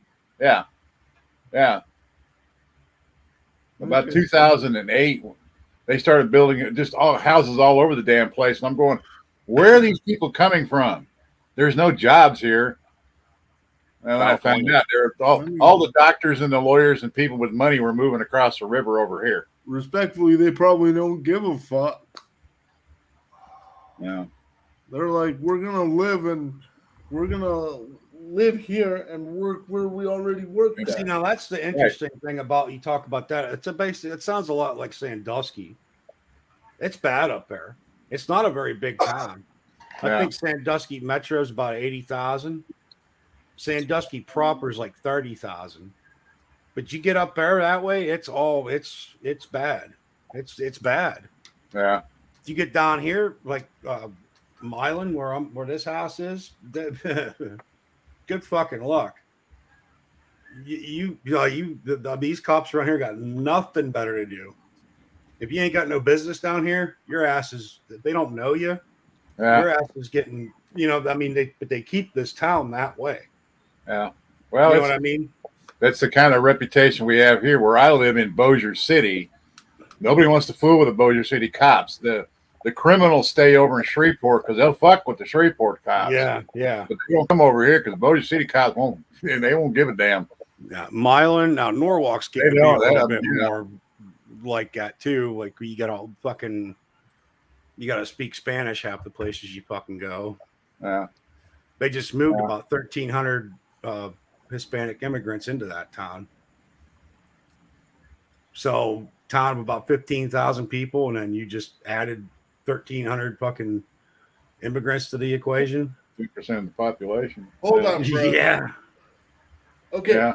I am an immigrant, right? But I don't get this whole idea of like people that actually lived there before I came in having to know my language instead of me having to know the local language, aka English. Fucking learn English, motherfucker. That's what I say. That's it. I mean, that's it right there. I can't stand that shit. Like these ads on TV, like the fucking DoorDash ad, where if you don't speak Spanish, it's like okay, shut up, bitch. You're black. You don't actually speak fucking Spanish. You're just cramming this shit down our throats because we're supposed to be culturally sensitive.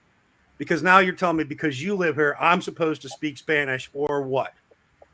Or what? Yeah. Yeah, there are a lot of jobs down here you can't get if you don't speak Spanish. That's it. Why would it that to me, that is so fucking backwards. That is so fucking backwards. Jack, that's odd because in Florida it's not like that. When I was in depends where you go. When I was in Florida, you couldn't be served at a Quiznos if you didn't fucking speak Spanish because the bitch didn't understand you. That's why every single fucking operator on first shift at Smith & Wesson, that's why they had a fucking that's why they had a multilingual. It was a requirement, a company policy. It was a company policy. If you fucking work for that company, it's a safety issue. You had to be able to fucking speak and write fluent English. You didn't have to be a fucking, English teacher or anything like that. You didn't have to be F. Scott Fitzgerald to fucking work there, but you had to be able to not get killed because you didn't understand. Get the fuck out of the way, fucking idiot. Yeah. So then they moved all those motherfuckers to first shift. They hired a fucking Hispanic fucking supervisor, and that was the only reason that guy had that job, because he was the only person on that shift who could speak both fucking languages fluently. The only fucking reason that guy was even in that job. Bruh, he was probably the only dude in the state of Connecticut that. Oh no, bullshit! You go out to New London, it's all fucking. If you don't speak Spanish, you ain't getting a cheeseburger out there. Really?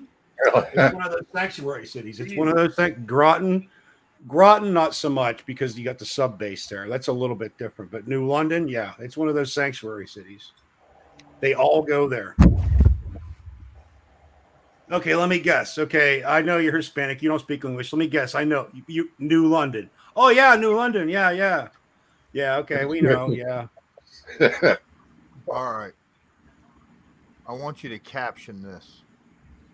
I just saw this and it's pretty funny. Oh, we're fucking great at captioning. Lay it on us, bro. Caption this shit. My caption is do stupid things, win stupid prizes. Hey, I already said that earlier.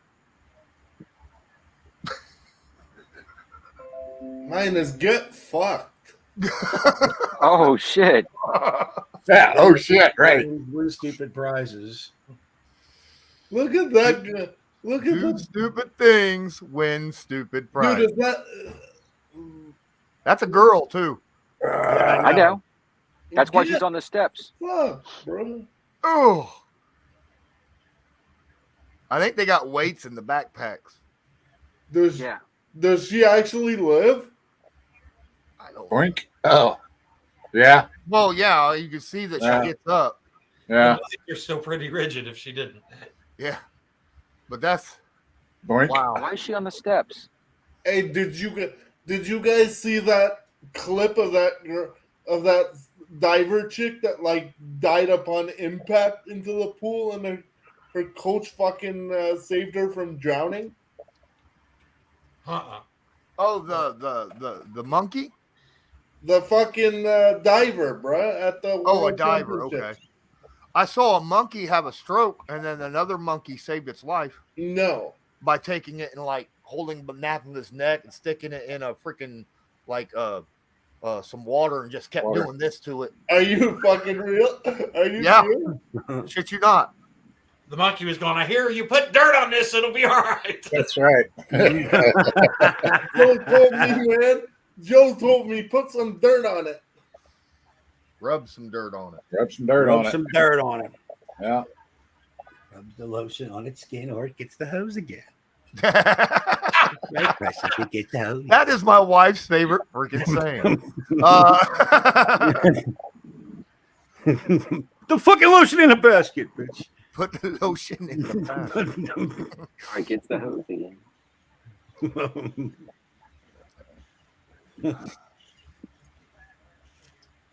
I don't know what the hell was going on with that shirt. It is like 10 degrees cooler in here now. I could not hang with that shirt on. And I'm not in the greatest shape anymore, so I don't think you really want to see my fucking man boobs. Whoa. Hey, man, I was proud. I lost a cup size in the last 3 months. Well, that's why I need to get my fucking fat ass back to work. Indiana just got another good this time point guard from Canada, Anthony Nemhart. He's actually really good. And this is why. Brogdon's done in Indiana. All right, guys, it's been 3 hours. I need to eat something. All right. And Pizza. my pizza delivery guy didn't hear. Yeah, I know, right? He had to cut out. Papa John's finally got there, so let's I've watched a stream at the beginning of Derek's broadcast where he used to broadcast himself waiting for pizza, and the fucking DoorDash dude didn't show up for like 5 hours. Dude, he ordered pizza through DoorDash? Yeah. Yeah, no shit. Yeah. What about their regular pizza delivery drivers? Well, they would rather wouldn't that be a bit cheaper? Because they pass that cost off onto the customers. But that's why the motherfucker didn't show up for 5 hours, bro. But that's also the accurate truth. But these companies decided it was better because DoorDash when COVID-15 hit, I'm going to call it COVID-15 for a very specific reason. When that shit finally hit, all these companies had to resort to. That was the only way they could keep their business afloat. So platforms we still had pizza delivery, regular like Pizza Hut, Papa John's. So they all delivered their shit to your door. I'm just talking as a general thing. Then okay, companies who were still doing that eventually, the DoorDash thing started to catch on because it was like, well, the customer's paying the extra cost of this. So now all we're doing is making food. We're not paying a delivery driver. We're not doing any of that bullshit. We're not, none of that crap. We're eliminating the salary because of this. Say here, they just made it no contact when the lockdown was going down. They just said, all right, if you're paying cash, you put it in your mailbox and they'll knock on your door and leave your food on the porch. Yeah, you prepaid for pizza and they sat it down on the thing and you open the door and the people. Right, but then some of these companies started catching on, saying, "Well, fuck, if the customer is going to pay the extra fees just so they can have takeout, why the fuck am I paying a fucking delivery driver? Why am I paying insurance and fucking whatever else I'm paying this kid mileage and I'm not doing this. Fuck it, we'll just use DoorDash, and the customer fucking takes on all that extra cost, so that then that's one less position that company has to. It's the same thing with ordering on the app. Like your front counter person, basically, if you work at a Taco Bell, your front counter person, basically what you're trying to do is you're trying to turn them into a dine-inside stuffer, to where they only come out if they've got somebody. Okay, and then they don't have to stand up there and fucking ring shit in. You don't have the errors that are on the part of the company. I know what you're talking about. It charges DoorDash charges the restaurant instead of charging you. That's not either necessarily. Way, I'm going because I need to fix myself something. All right, go. So you guys enjoy. Okay, I'm out. This was a very fun 3 hours. I laughed my ass off quite a few times.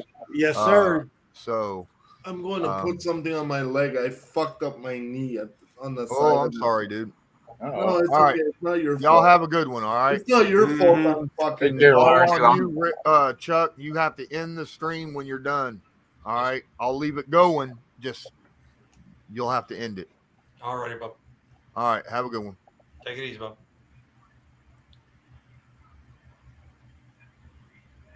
Good night, all. I'm taking off too. Okay. All right, Bubby. Let's end it. Well, Jack, are you wanting to try to do that Discord?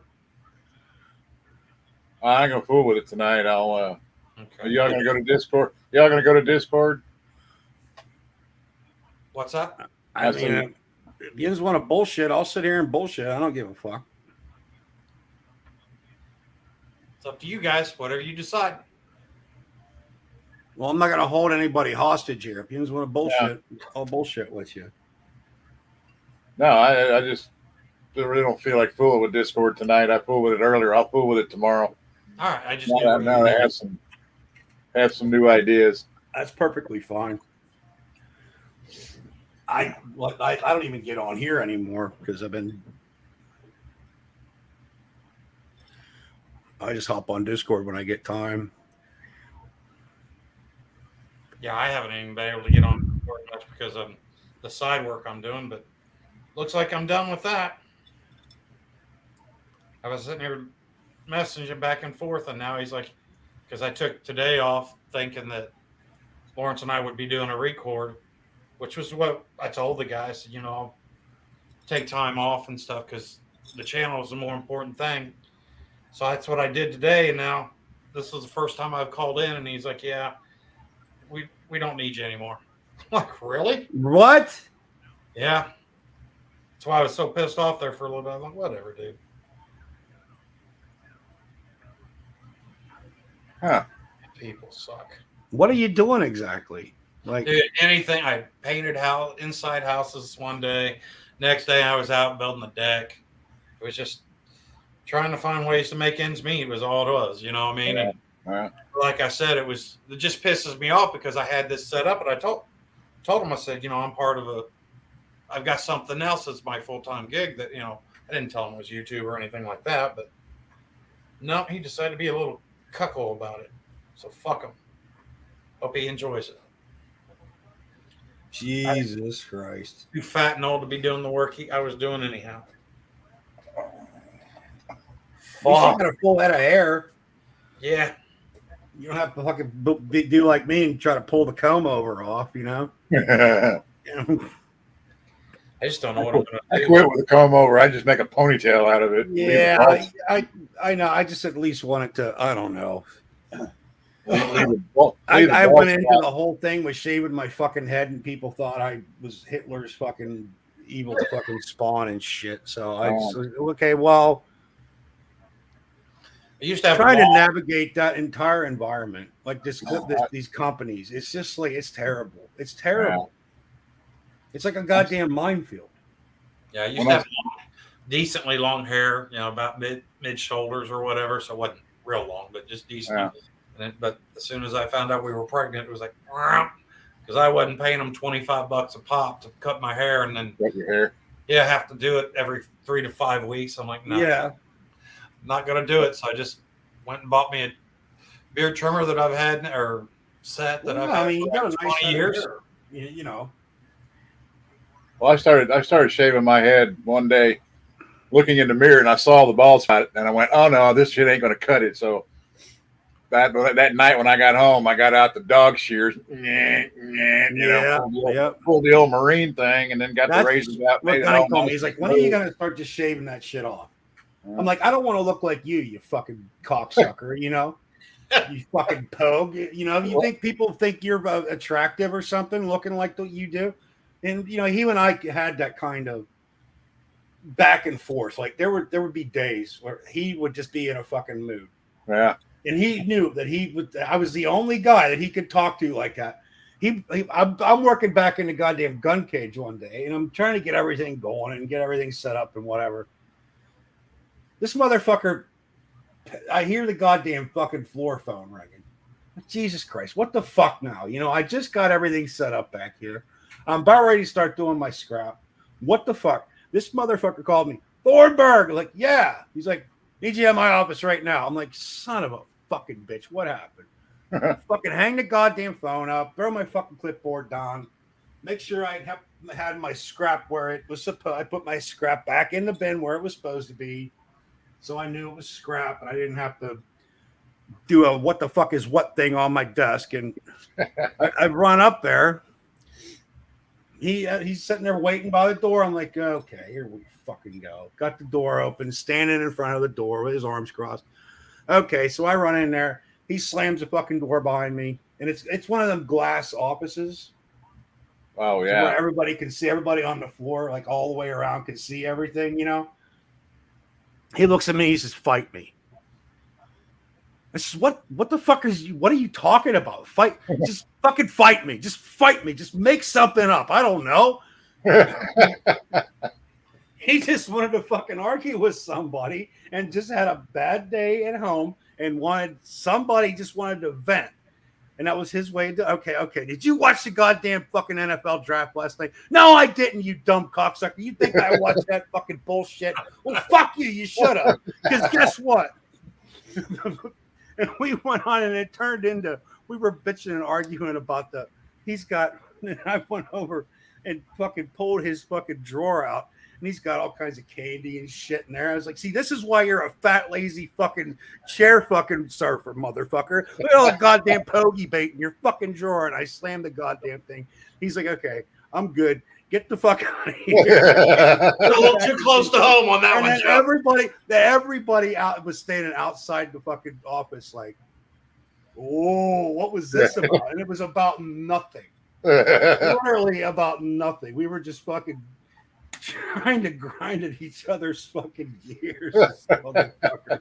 And you know, like, so I go back to the cage of the fucking Bolt Center that I had working back there with me that day. He's like, everything all right, man? Are you good? I'm like, oh yeah, I'm fine. What the fuck? Get out of the goddamn way. You know, we're about ready to put a new tool in 49, right? He's like, yeah, okay, all right.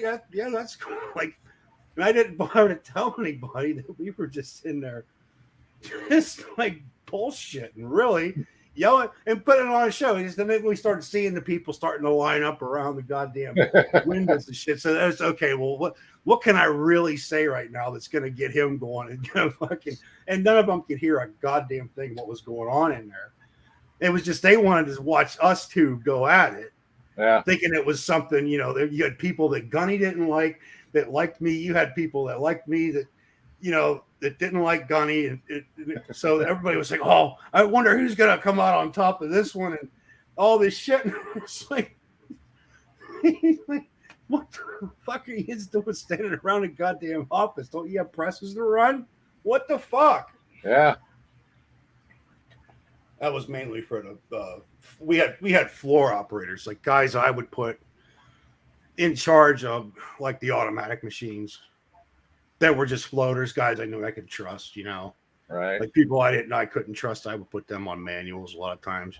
If they knew how to do the job, but there were certain people I couldn't trust to just be walking around the plant because they would end up, you know, bullshitting in the break room all night. And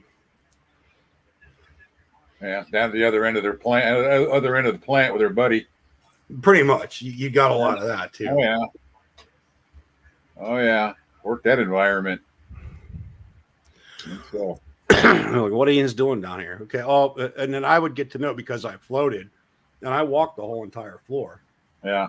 In that shop, and he would head out of there about 5 o'clock, and then I would take over from there until about 1 a.m.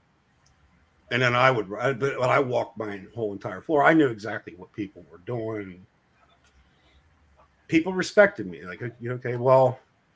All right, it's his turn for a break. He's out here. He's maybe taking a little bit of a long break, but he's, you know, he doesn't have 5 presses. You know, and then that was the whole thing. Like back in the cage, like you would get different fucking. I would put different leads back there at different times that would, and they always wanted me back there. And it's like, you know, it's really kind of hard for me to run the entire floor when I'm stuck back here in the cage. It's really kind of hard for me to go to secondary and have to run and do all this other crap. But yeah, but you see the people working, you leave them alone. You know, we love you. We know, we love you. We love you back here. The black lady you put here, no bueno, no good. She always fighting, always yelling. Yeah. You know, and she was that type. She was Jamaican, and she was that type where she was always trying to ding somebody for something.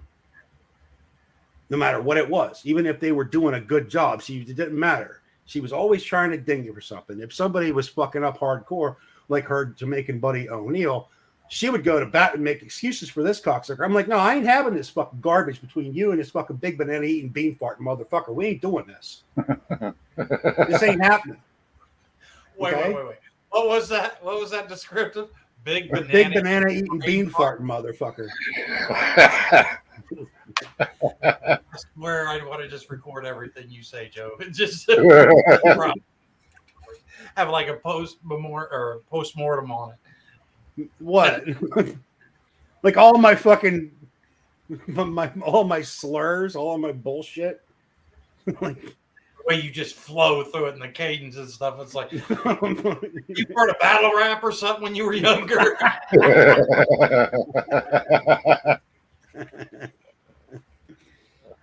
Like, what the fuck? So I made sure that fucking bitch was never a lead in a cell that he was working in.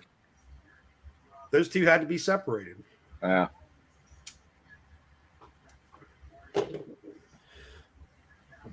And then, you know, I miss that job. I really miss that job. I talk about it all the time because I really missed. I took pride in my work. I love that job. But again, you know, like navigating these fucking workplaces today, like, you know, you was talking about Chuck with this fucking guy. It's like, hey, bro, I get it. I mean, what's he doing? Like, he's not even, is he a subcontractor or just a guy? No, he manages properties. Oh, okay. So he's not even a contractor or anything like that. No, honestly, from what I understand from what Joey was telling me about what he's doing, Joey Bags, it's very similar to what he's doing. Except this guy was cool, enough, because I told him, I said, yeah, I'll do it, but I said, this is what I want. I said, I'll do pretty much whatever you need and stuff. And I told him about the channel. I said, other than that, I said, I don't have anything going on. My wife works thirds, but wasn't like anything I was going to do needed to be done at 11 o'clock at night anyhow, So, everything seemed to be decent. And for the last couple of weeks, it's been pretty good. And he had me in there painting. I hate painting, by the way. God, I hate painting. He had me in there painting the inside of this meeting room. I guess it was it was a very large room, but it wasn't for like a bedroom or a living room or something. But as far as a conference room, it seemed a little small. But so I went in there and I knocked it out in about 6.5 hours, the whole thing, 2 coats. So I felt like I was doing decent enough. Basically like sheetrock and fucking flat, eggshell paint, some shit like that. Yeah. It was just that's exactly what it was. Just an off-white and just, and like I said, I went out there and got it done and everything. And I told him then, I said, I probably wouldn't be able to make it because Lawrence is wanting to do some recording. And he said, okay, no biggie. And then, like I said, I called him today because Lawrence he canceled yesterday and was going to move it to today. So I told the guy, hey, I'm going to have to kick that can down around, and just left him a message. And then, like I said, he just sat there and emailed me saying that this wasn't going to work out and stuff. And I'm like, well, fuck you, dude. Was he paying you decent money though? It was, like I said, it was under the table. It was like $15 an hour. Was what he was paying me. So it wasn't great, but enough to help out here, and it wasn't like I had to go play cards and risk losing money to make anything, right? Yeah. So, yeah, I fucking call me. Like you guys were talking earlier about people and saying shit. It's like, look, if you can't stand in front of my face and say whatever it is you're going to put on the fucking internet, there ought to be a rule that you just don't waste your time. If you can't fucking have the balls to sit there and look a man or a woman in the face man, and say what it is you want to say instead of this little back. He's got my phone number. I've talked to the dude daily for now like 2 months. That's why I haven't been able to do the Discord and everything so much between that and my daughter's graduation and all this other shit. And now it's like, fuck him. Yeah, this back channel bullshit. I swear to God, and I hate to say it, but a lot of that crap started in the military. The whole CYA mentality, where you'd get, a staff sergeant in there who'd be a complete shitbag, and just as long as he could cover his ass and keep his fucking, his E5 fucking rolling, he didn't give a shit how bad it was. He would just, do. And I swear to God, I seen that as early as that, where it didn't matter. Well, he was the one who fucked up, but then he would turn around and make it look like you were the one who fucked up. And it was all the COIA, cover your ass, document everything. And Gunny was the same fucking way, to be honest with you. And I'm like, bro, I get it. But like, if I had to sit here and document every little fucking tiny thing, I'm not doing my job. Right. You didn't fucking hire me here to be a fucking HR. You didn't hire me here to be an HR professional. You didn't hire me here to be a goddamn glorified fucking secretary. You fucking hired me here to make guns. Okay? So if I'm sitting here fucking documenting what somebody's eating for fucking lunch, guess what? I'm not doing my fucking job. And this fucking shit over here is melting down.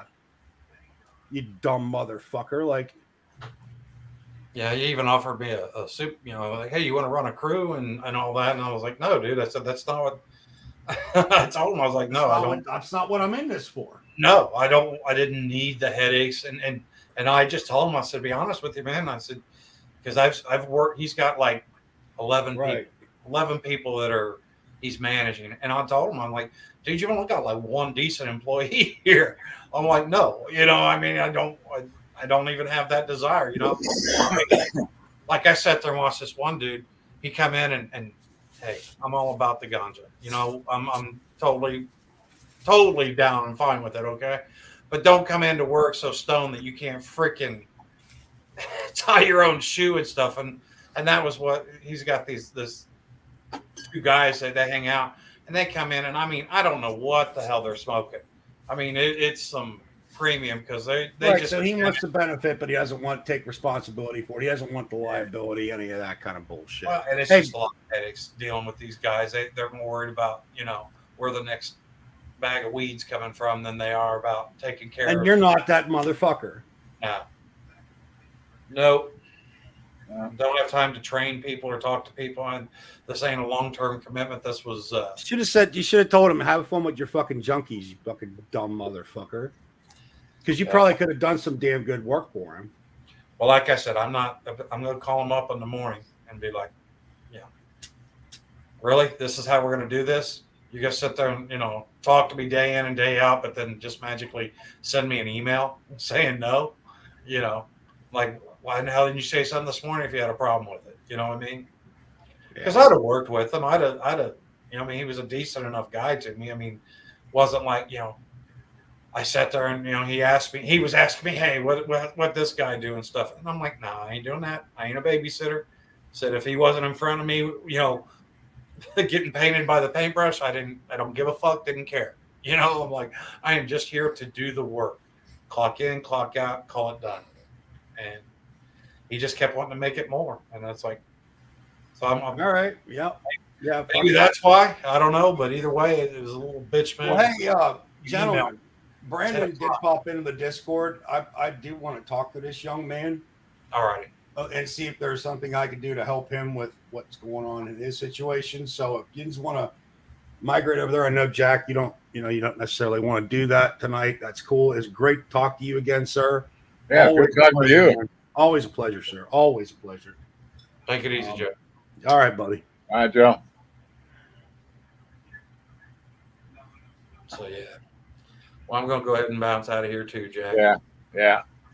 I think it's about that time. Yeah, the two cool kids are still left alone again. See you next Thursday, brother. Hopefully you'll get the whole Discord thing sorted out. Yeah, I'll start thinking with it tomorrow, and I'm sure it's probably simple. Like I said, I was probably so damn pissed off at it today. I didn't even read because I know it's there. My brain wasn't really thinking about it. I was just angry at this because here I've got two different things that have my initials on it. Because one of them says JC Colts fan 57. How many of those are there around? Right. And the other one just has my initials in it, and I can't get into either one of those already supposed accounts that I'm, I didn't think about, jumping using my Gmail, but anyway, I'll try to reset the password, try that word first. If that doesn't work, then I'll pull up the Gmail. All right. Good luck on that. And like I said, hopefully I'll catch up with you later in the week. All right, sir. Take care. Peace. And have a good one, man. You too, bud. Thanks. Bye-bye. See ya.